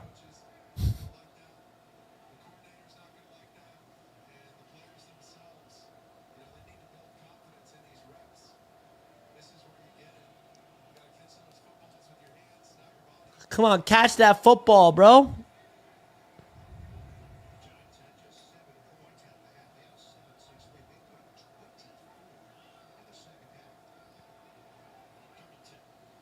Third down and 10. The Giants are showing pressure, and they hand it off on 3rd and 10. What the?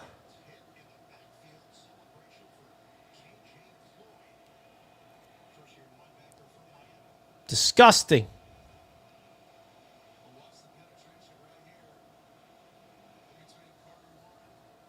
Why are we running the ball on 3rd and 10?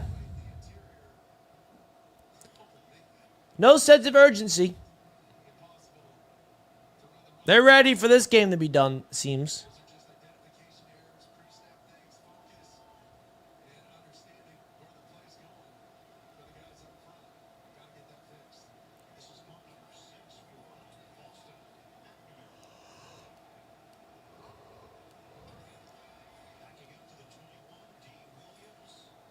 And now the Jets.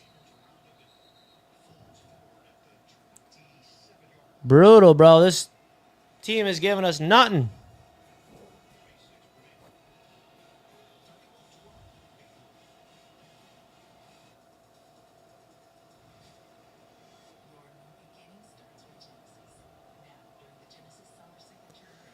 Yeah, it's getting to a point where it's like, all right, seems like the Jets are waving the white flag.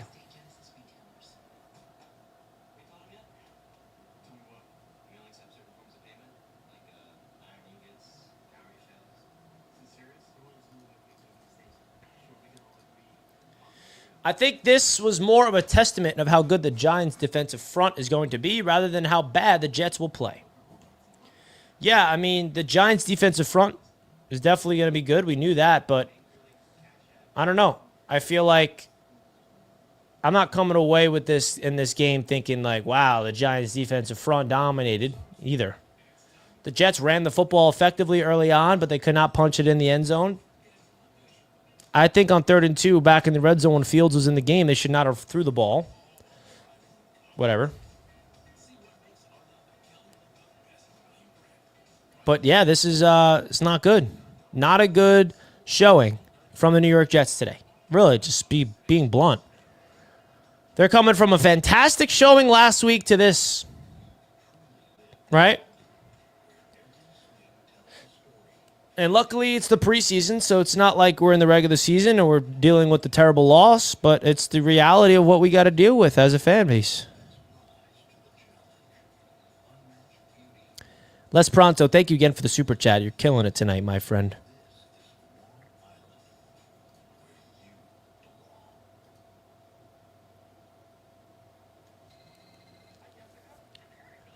Could we get to 300 likes before the stream ends, folks? We're at 270. Come on.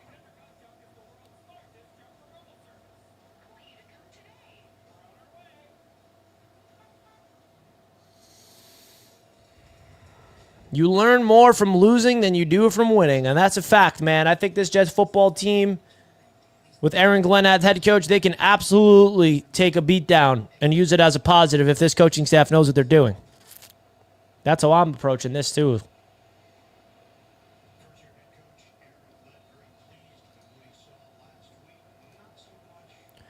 I knew we would come back down to earth this week.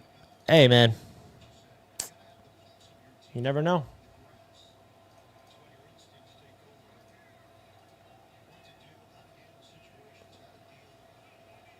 Tommy DeVito's in the game now.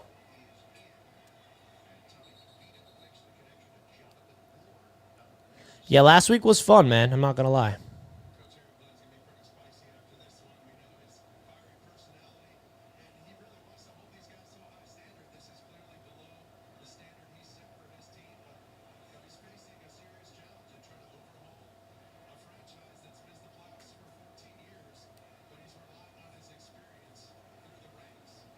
Tommy DeVito, deep ball. Got it. We're letting these no-name Giant players make plays.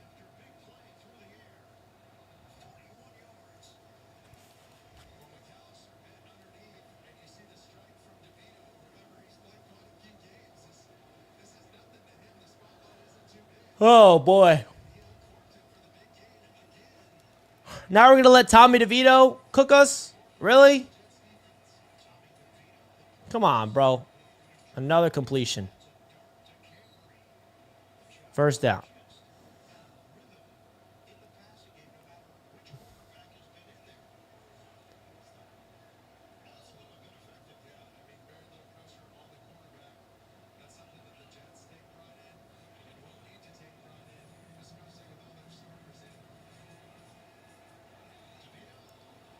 Oh, it's picked.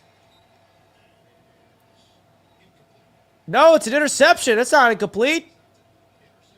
Dean Clark with the interception. It was tipped from four. I don't even know who 49 is. Who's? Oh, baby. Dean Clark with the interception. Jackson Sermon was the man that was able to get that pass deflection off the back of his helmet, basically. Dean Clark, he's been a positive tonight. If there was somebody. The Jets winning the turnover battle. Are we back?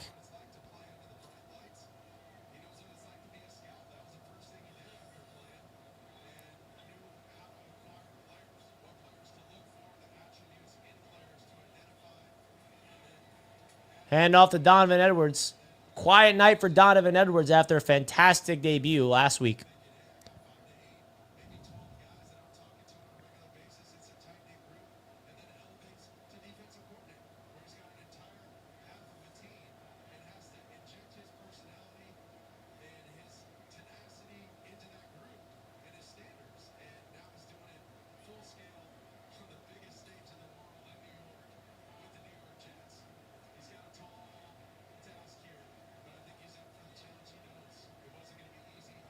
Come on, man. Let's finish off this game with some positivity. Someone make a splash. Running up into a hole. No gain.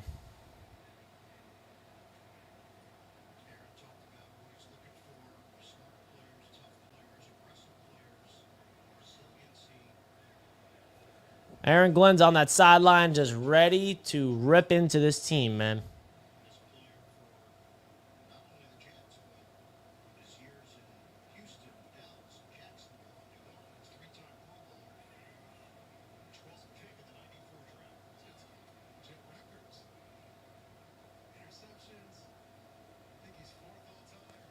Third and 6. And a 2-minute warning now.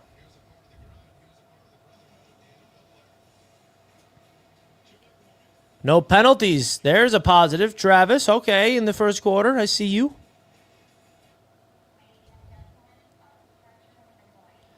Tommy DeVito's starter on the Jets after he throws a pick. Nice attempt for the Trill job. Nice attempt.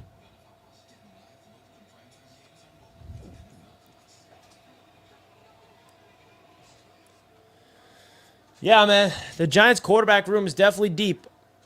Got to give it to them. I like their approach. Remember that AG has to wash all of that solid country club culture out of the Jets. Patience is needed. That's true. It's true. I don't see a lie. Dean Clark is the player of the game. I agree. I'm going to tweet that.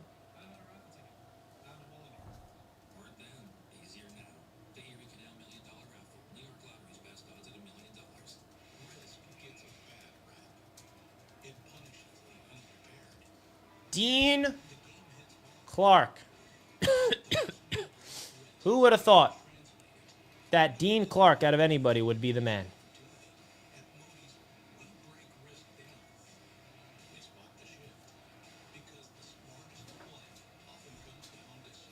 Out of anybody.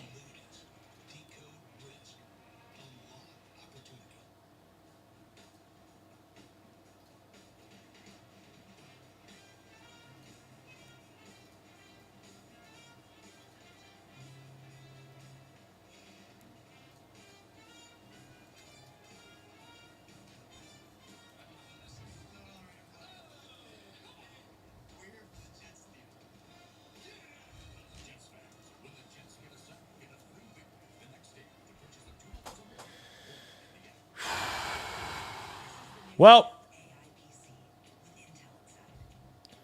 let's hear what Bilal Powell has to say about Justin Fields. Justin Fields had an obviously shaky game. Bilal Powell responds publicly on X saying, I think Justin will be fine. Tonight looked like a base game plan built around the run game, and they executed it efficiently. Talking about the starters. A strong rushing attack forces defenses to load the box, which opens up opportunities in the pass game. I expect to see more sprint outs, naked boots, the screen concepts that build off the ground game and take advantage of Justin's mobility. It looks like the offense is being built the right way from the ground up. Great take there from Bilal Powell.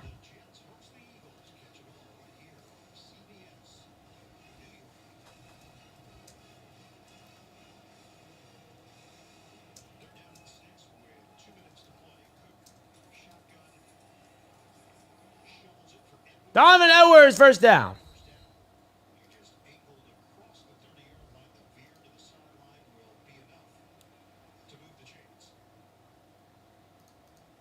Well done on the perimeter run right there. And some of the bright spots for tonight are going to be Donovan Edwards and those running backs. His ability to contribute and push for All right, man. Garbage time. so minute 55 to play. Jets have it at the 31. Dymere Miller motion man. High snap. And it goes nowhere. We're running the ball. Okay. Pounded there was Joe Philly trying to cut it upfield. Back to the line of scrimmage. Jets in no rush. Let the clock trickle down with a minute 37 to go. I think they're going to have some good teach tape here to work on, whether it's, Richie, Martinez or Cook? Martinez, in my opinion. I think Martinez looked like the better quarterback tonight out of those two. things to work on, things to improve.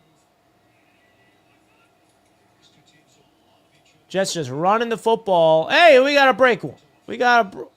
Down across the 45-yard line. They had the first joint practice at Florham Park. And then backed it up with the second one in East Rutherford.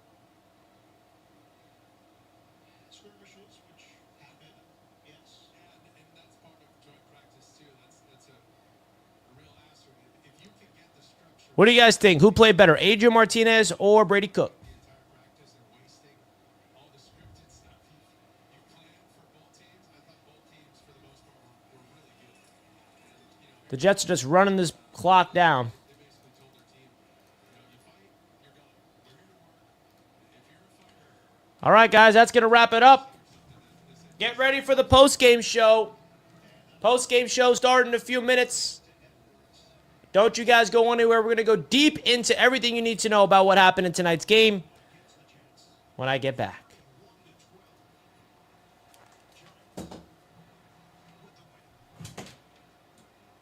so the Giants approved at 2-0 in the preseason. The Jets fall to 1-1.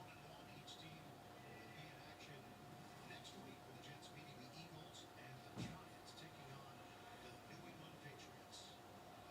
The Jets have won 5 straight preseason games, going back to the 23 preseason finale. That streak ended tonight. We'll come back and wrap things up from MetLife, looking at 12 in the final.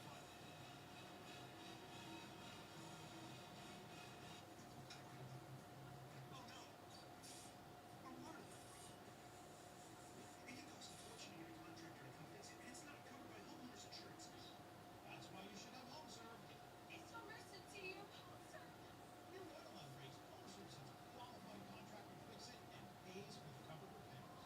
With HomeServe, the American dream of owning a home doesn't need to be a nightmare. Plans from HomeServe start at just $4.99 a month. Call 1-800-721-9600. Visit HomeServe.com. When you need to be sure your financial data is safe, you've got your bank. When you want real-time tools to manage your money on the go, and real people you can go to whenever you need them, we've got your bank. When you believe there's no greater asset than trust, we've got your bank. With top-rated cybersecurity, leading-edge online and mobile banking tools, trust that community bank to be there for you and your business. Visit dime.com to learn more. Official partner of the New York Tigers. Attention law enforcement.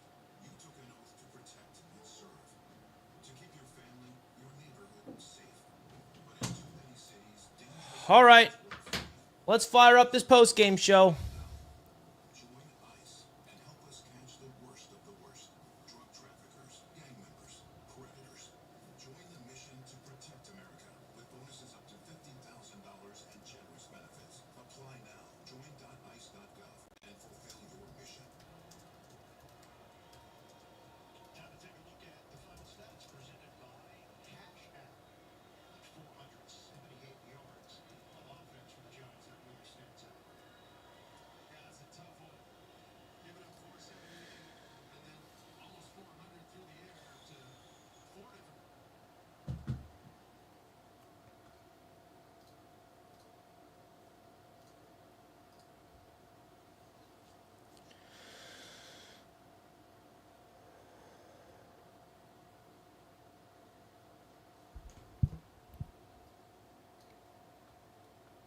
Post-game show starting. We're about to be live on Bleacher Report, folks, and the show will continue live on Bleacher Report. Here we go.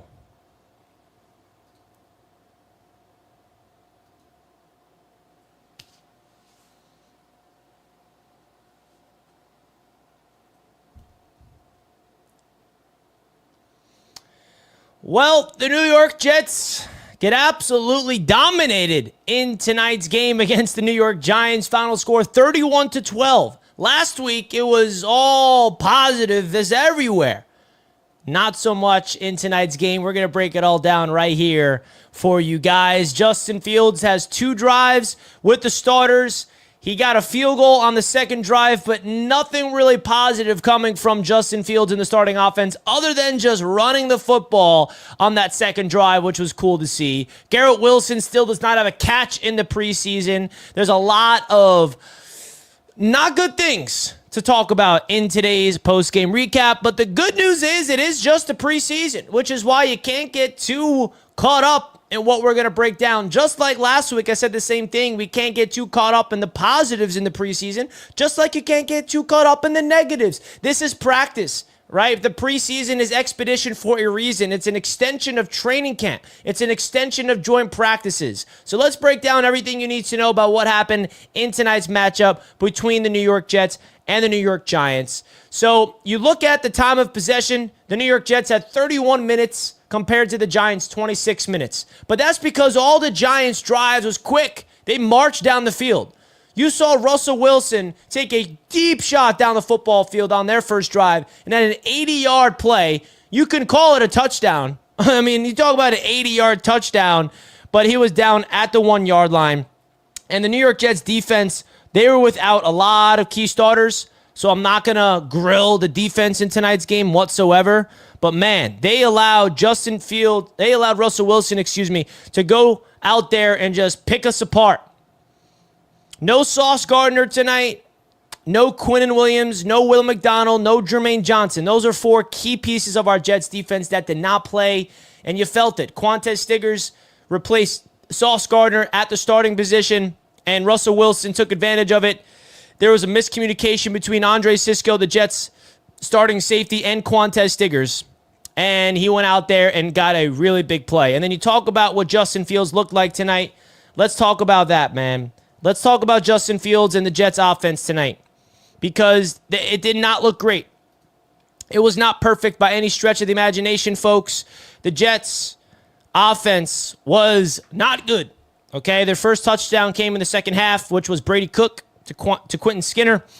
The Jets had 2 drives, and the first play of their offensive attack was a beautiful play-action boot, getting Mason Taylor, the Jets' rookie tight end, involved, 4-yard completion, and then everything stalled. Justin Fields finished the game 1 for 5 for 4 yards. All right, and all of his pass attempts, they were inaccurate, missing easy throws, missed a screen pass to Garrett Wilson. On 3rd and 2, they tried to get a quick slant over the middle. Garrett Wilson was smothered. On another 3rd down, tried to hit Garrett Wilson on the right sideline. The ball was late. The ball was not where it needed to be from Justin Fields. And that's something that us Jets fans, we have to just realize that it's going to be a work in progress with Justin Fields in the pass attack. But if you want to talk about any positives, the run game led by Braylon Allen, it was absolutely something to see. All right? And let's also keep in mind that this Jets football team, they're trying to formulate an identity offensively. And it totally starts with the run game. And you saw that. They had a 12-yard scoring drive, which finished off with a Nick Folk field goal. And 11 of those 12 plays was running the football. Braylon Allen, Breece Hall, Justin Fields picked up yards with his legs. And they were unable to get the first down when Justin Fields passed it on 3rd and 2. All right? So I think that the Jets showed today that they are really trying to establish themselves as a ground and pound football team. And that's going to be a work in progress. The offensive line, they looked good today. They didn't look perfect. They were not moving people. It was a work in progress. Armand Membou got absolutely beat on a few plays, but then there was another play where Armand Membou bounced back with a pancake block, right? There was a rookie moment that happened with Abdul Carter, the Giants rookie. But I think Braylon Allen, he keeps flashing, man. Every time he gets the ball, I'm looking at Braylon Allen as like the guy out of the backfield. Breece Hall, listen, I'm intrigued to see how the Jets are going to utilize him. But let's be honest, man. Braylon Allen has been showing up and showing out so far in training camp and in the preseason. Every time he gets the ball in his hands, it feels like they're going to do something special with it. He got the ball on 3rd down and 8, and they picked up the first down. I'm sure the defense was expecting a pass to hand it off to Braylon Allen. He picked it up. But all in all eyes were on Justin Fields, and he did not come through tonight with anything to be excited about. Literally nothing, and that's okay. This is where this Jets team can work out the bruises. Now, I want to talk about the Jets head coach now, Mr. Aaron Glenn, because Aaron Glenn, you saw a look in his eyes at halftime. He was pissed off, man. Absolutely pissed off. With sloppiness is the words he used. Absolute sloppy. Aaron Glenn was not happy in this game. And nothing really changed in the second half, if we're being honest. But I think that this loss, the beatdown in the preseason, losing the way that this Jets football team just lost, hey, man, it could be a positive just from the standpoint of this football team. They need to get used to what adversity feels like. Now, Aaron Glenn, as a head coach, he's going to get his first opportunity to deal with failure as a head coach, calling out his players, dealing with sloppiness. Because tonight was not about undisciplined penalties, even though there were a few penalties that needs to get cleaned up, no doubt about it. But tonight was just sloppiness more than anything. Not allowing the defense to have any sense of urgency. I mean, Jackson Dart just did whatever the heck he wanted, just dinking and dunking. And, listen, I like the fire that we saw from Aaron Glenn at halftime. He called this team out. It's unacceptable. Sloppiness. And I think that this football team, having a guy like Aaron Glenn who walks around with this sense of, like, I'm going to grill you if you're not playing the standard that he is trying to instill with this football team, I think that's refreshing.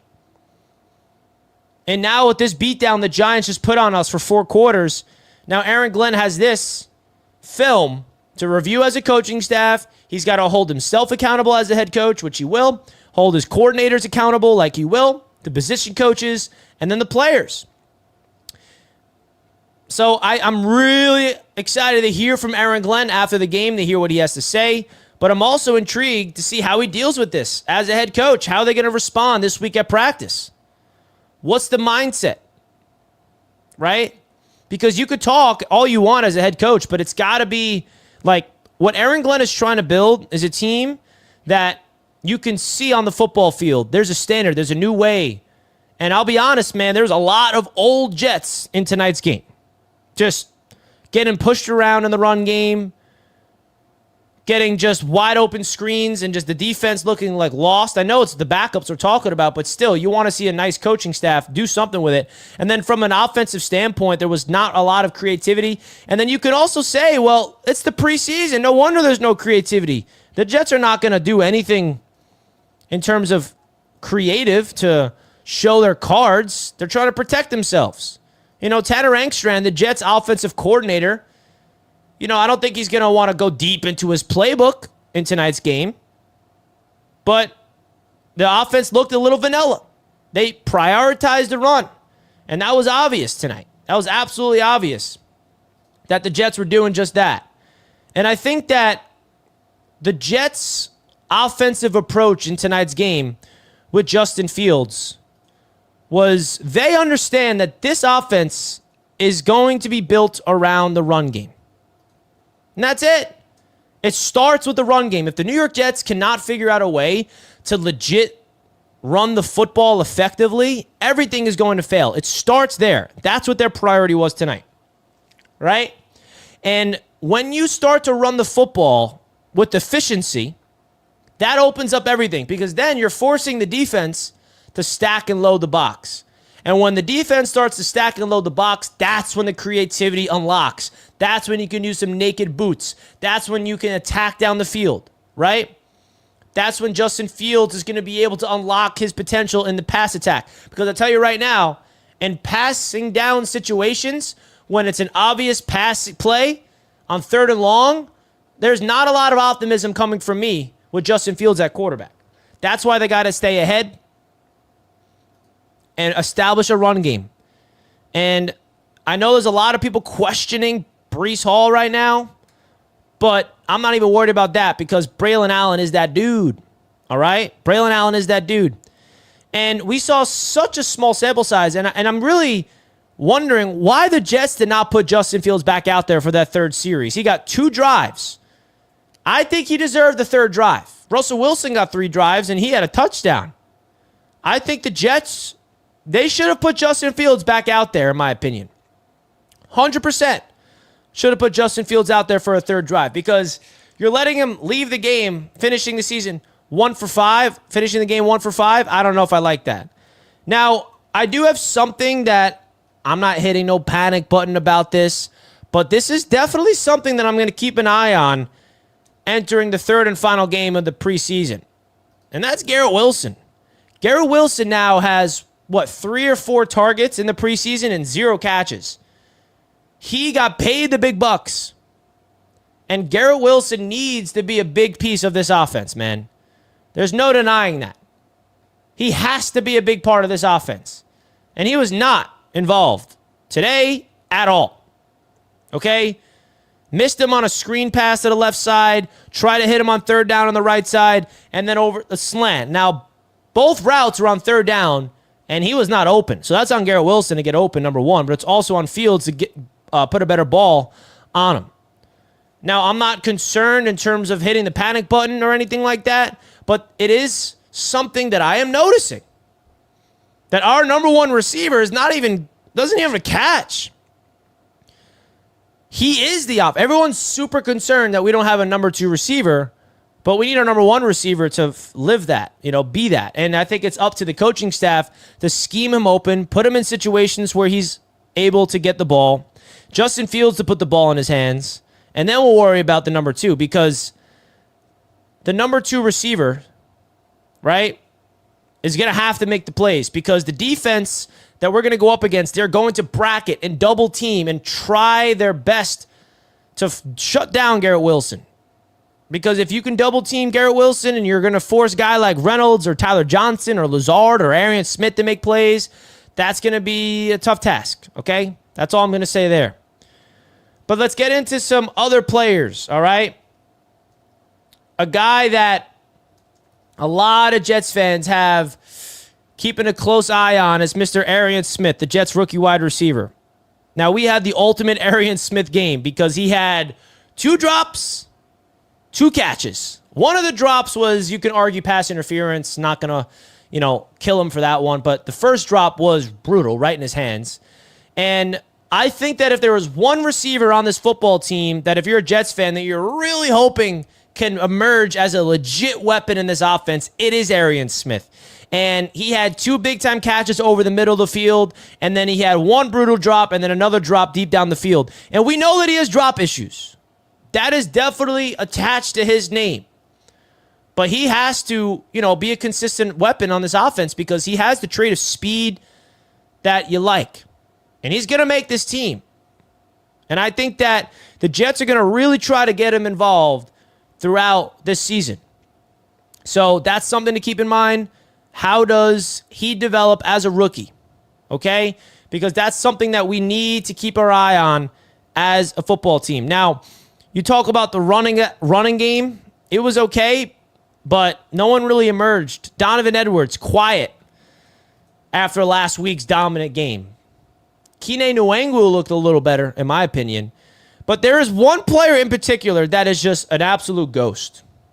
And I'm convinced he's getting cut now. At this point, I kind of thought heading into this whole training camp that he is in risk of getting cut, but I'm convinced he's not going to be on this football team anymore heading into the season, and that's Malachi Corley.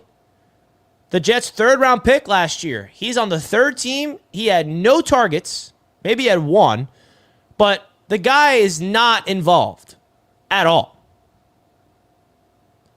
The guy is not involved. Malachi Corley is not involved. He's got so many receivers ahead of him on the depth chart, and tonight was just unacceptable from the coaching staff. It seems like they got no plan for him, and it just seems like, this guy's getting cut, so we're not going to waste our time on him. That's how it feels. That is definitely how it feels right now, man. I don't know about you guys. But that is exactly how it feels.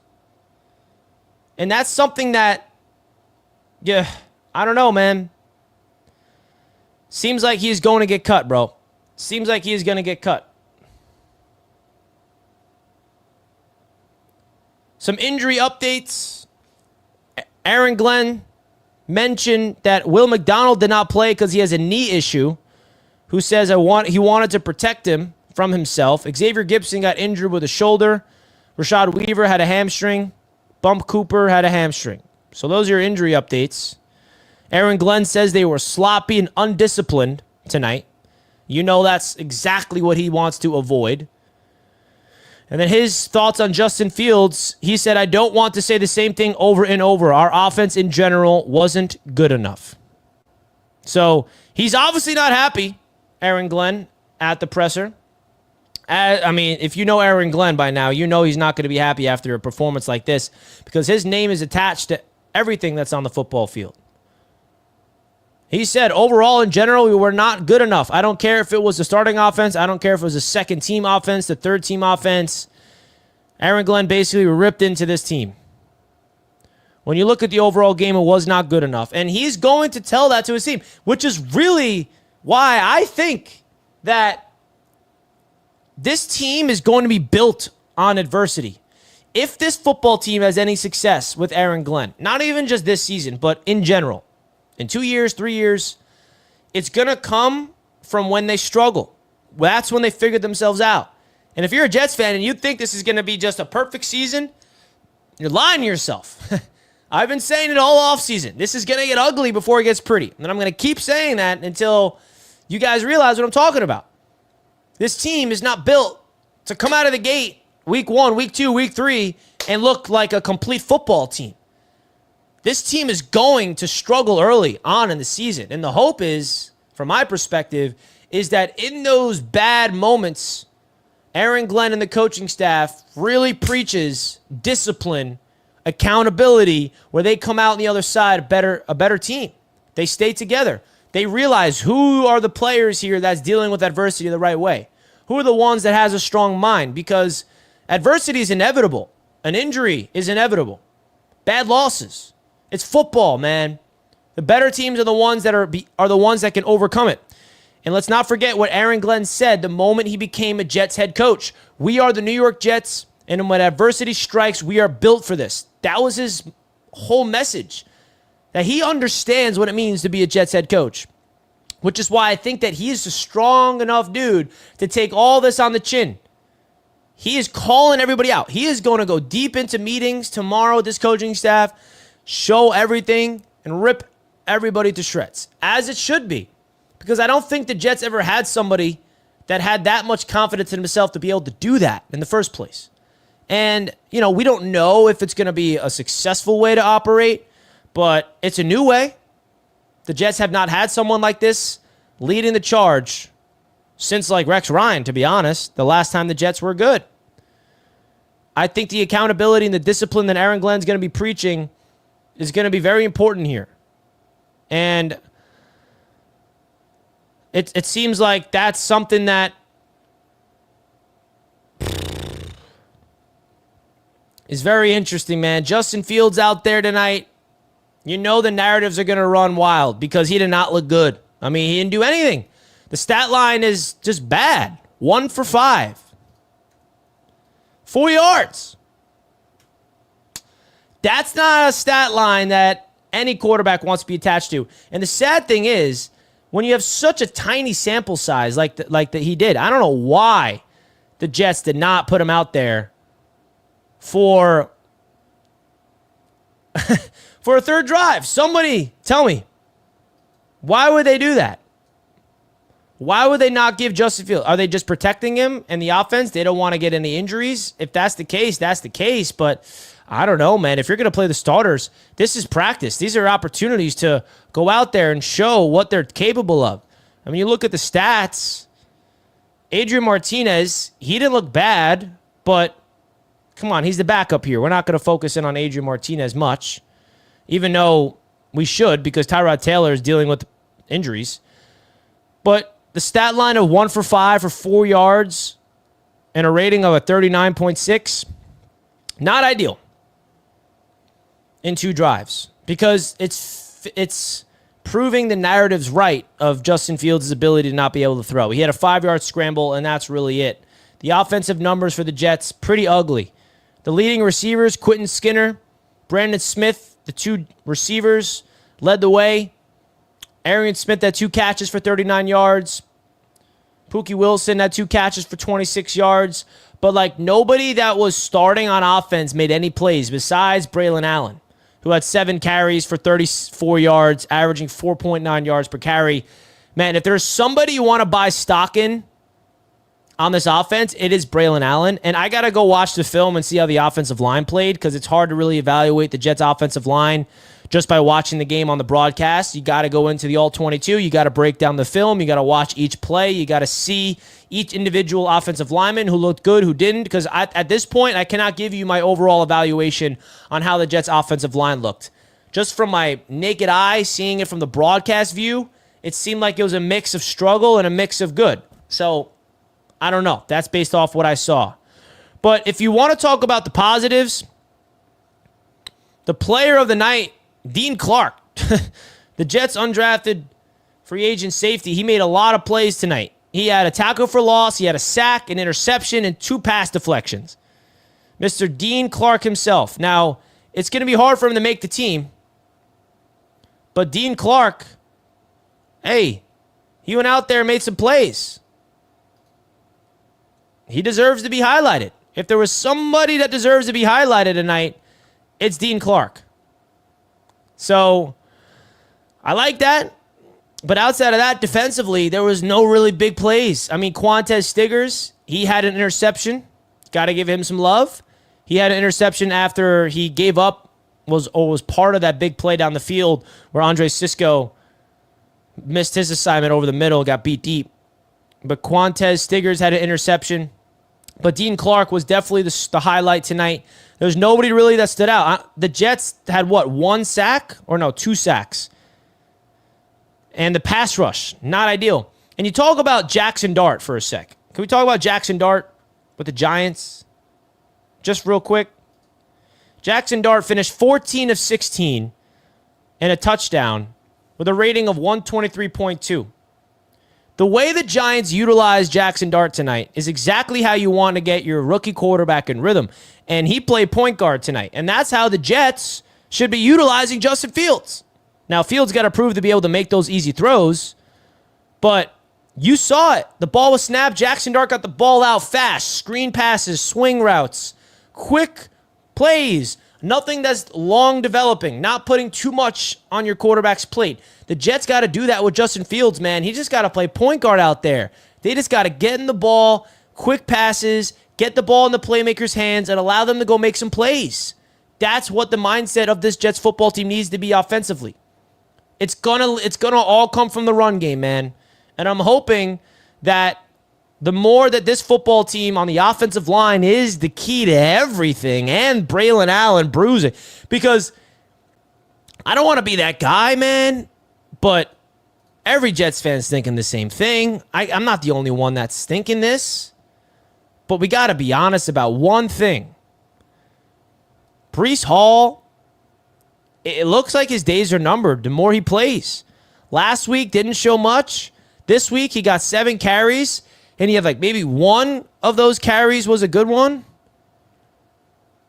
Of course, there's context that needs to be had for each carry, but every time you see Braylon Allen get the rock compared to Breece Hall, it's like night and day. Braylon Allen's got fresh legs. He's got vision. He's got size. And it shouldn't be, and the thing is, I don't want to feed into this too much because it does not have to be a competition between them. They're both playing the same position. They're both going to get the rock. You want to have a dynamic duo. The Jets were without Isaiah Davis tonight. He has an ankle injury. But I think that it's going to be something to watch because Braylon Allen has been such a positive, and Breece Hall is entering a contract year, and there's a lot of rumors swirling that the Jets could trade Breece Hall at the trade deadline. I'll give you the only scenario that the Jets trade Breece Hall at the deadline is if the Jets are a bad football team and they get to the deadline and they want to get something out of nothing, then they will flip them. But that's the only scenario. I don't think that's going to happen, but it is a possibility that I'm not going to be blind to. So that's something to keep in mind, man. But you look at this Jets team, man, the special teams unit was a positive, but I know that's boring. Nobody really wants to hear. Nick Folk, 2 for 2. Our punter was fantastic tonight, our punt team. And the people are like really bored out by special teams talk. But hey, you got to talk about it. It's 3 phases of the ball. You can't ignore the third phase of the football, which is, of course, special teams. Okay? But the Giants dominated this game on a lot of metrics. Now, the Giants had 400 basically passing yards, 398. The Jets had 192 passing yards. Okay? Big difference through the air. The Jets are not a good football team through the air so far. The rushing attack is different. The Jets had 141 rushing yards to the Giants' 80. And the Jets had 7 penalties to the Giants' 5. That needs to get fixed. The Jets did win the turnover battle, but that's really it. Right?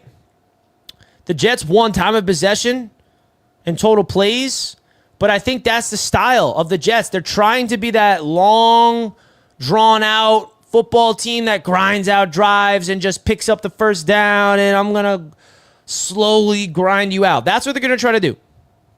And it's going to work if they can execute the run game.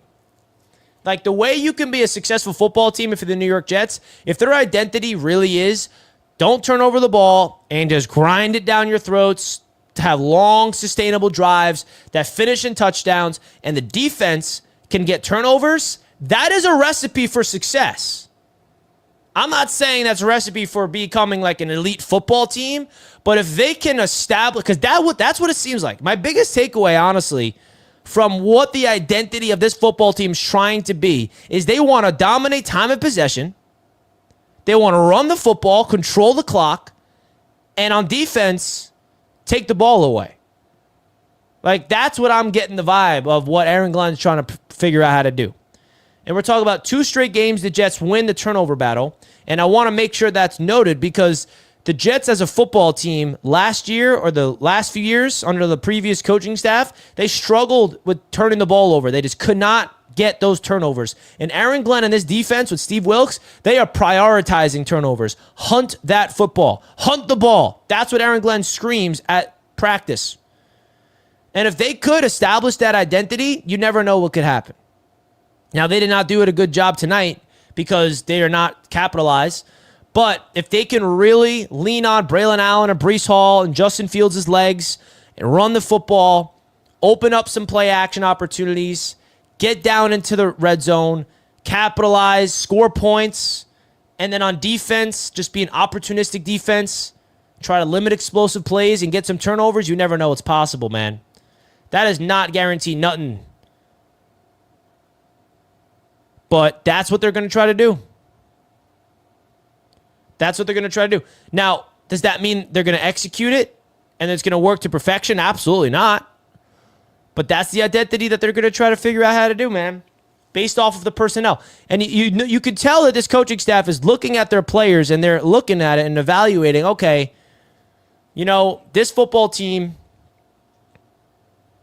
that's what their strengths could be. And that's how it's going to look. So we shall see.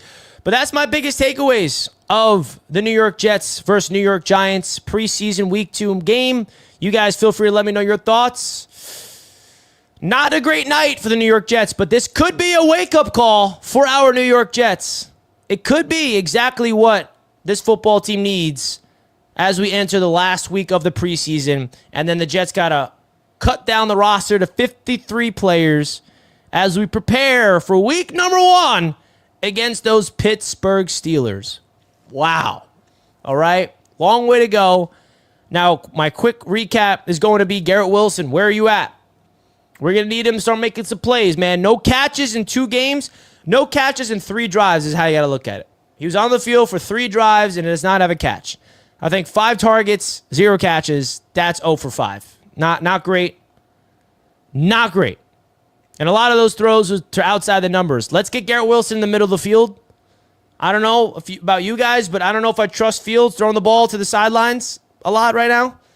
I trust him throwing over the middle. Let's get Garrett Wilson on some nice routes over the middle, out of the slot, get him in rhythm, get the ball out fast.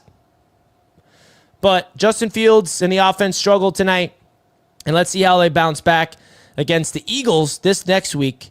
And then, of course, when it really matters, against the Steelers week 1, which is less than a month away. That's my thoughts of the Jets' week 2 loss to the New York Giants. Wow. Crazy stuff, man. Crazy stuff.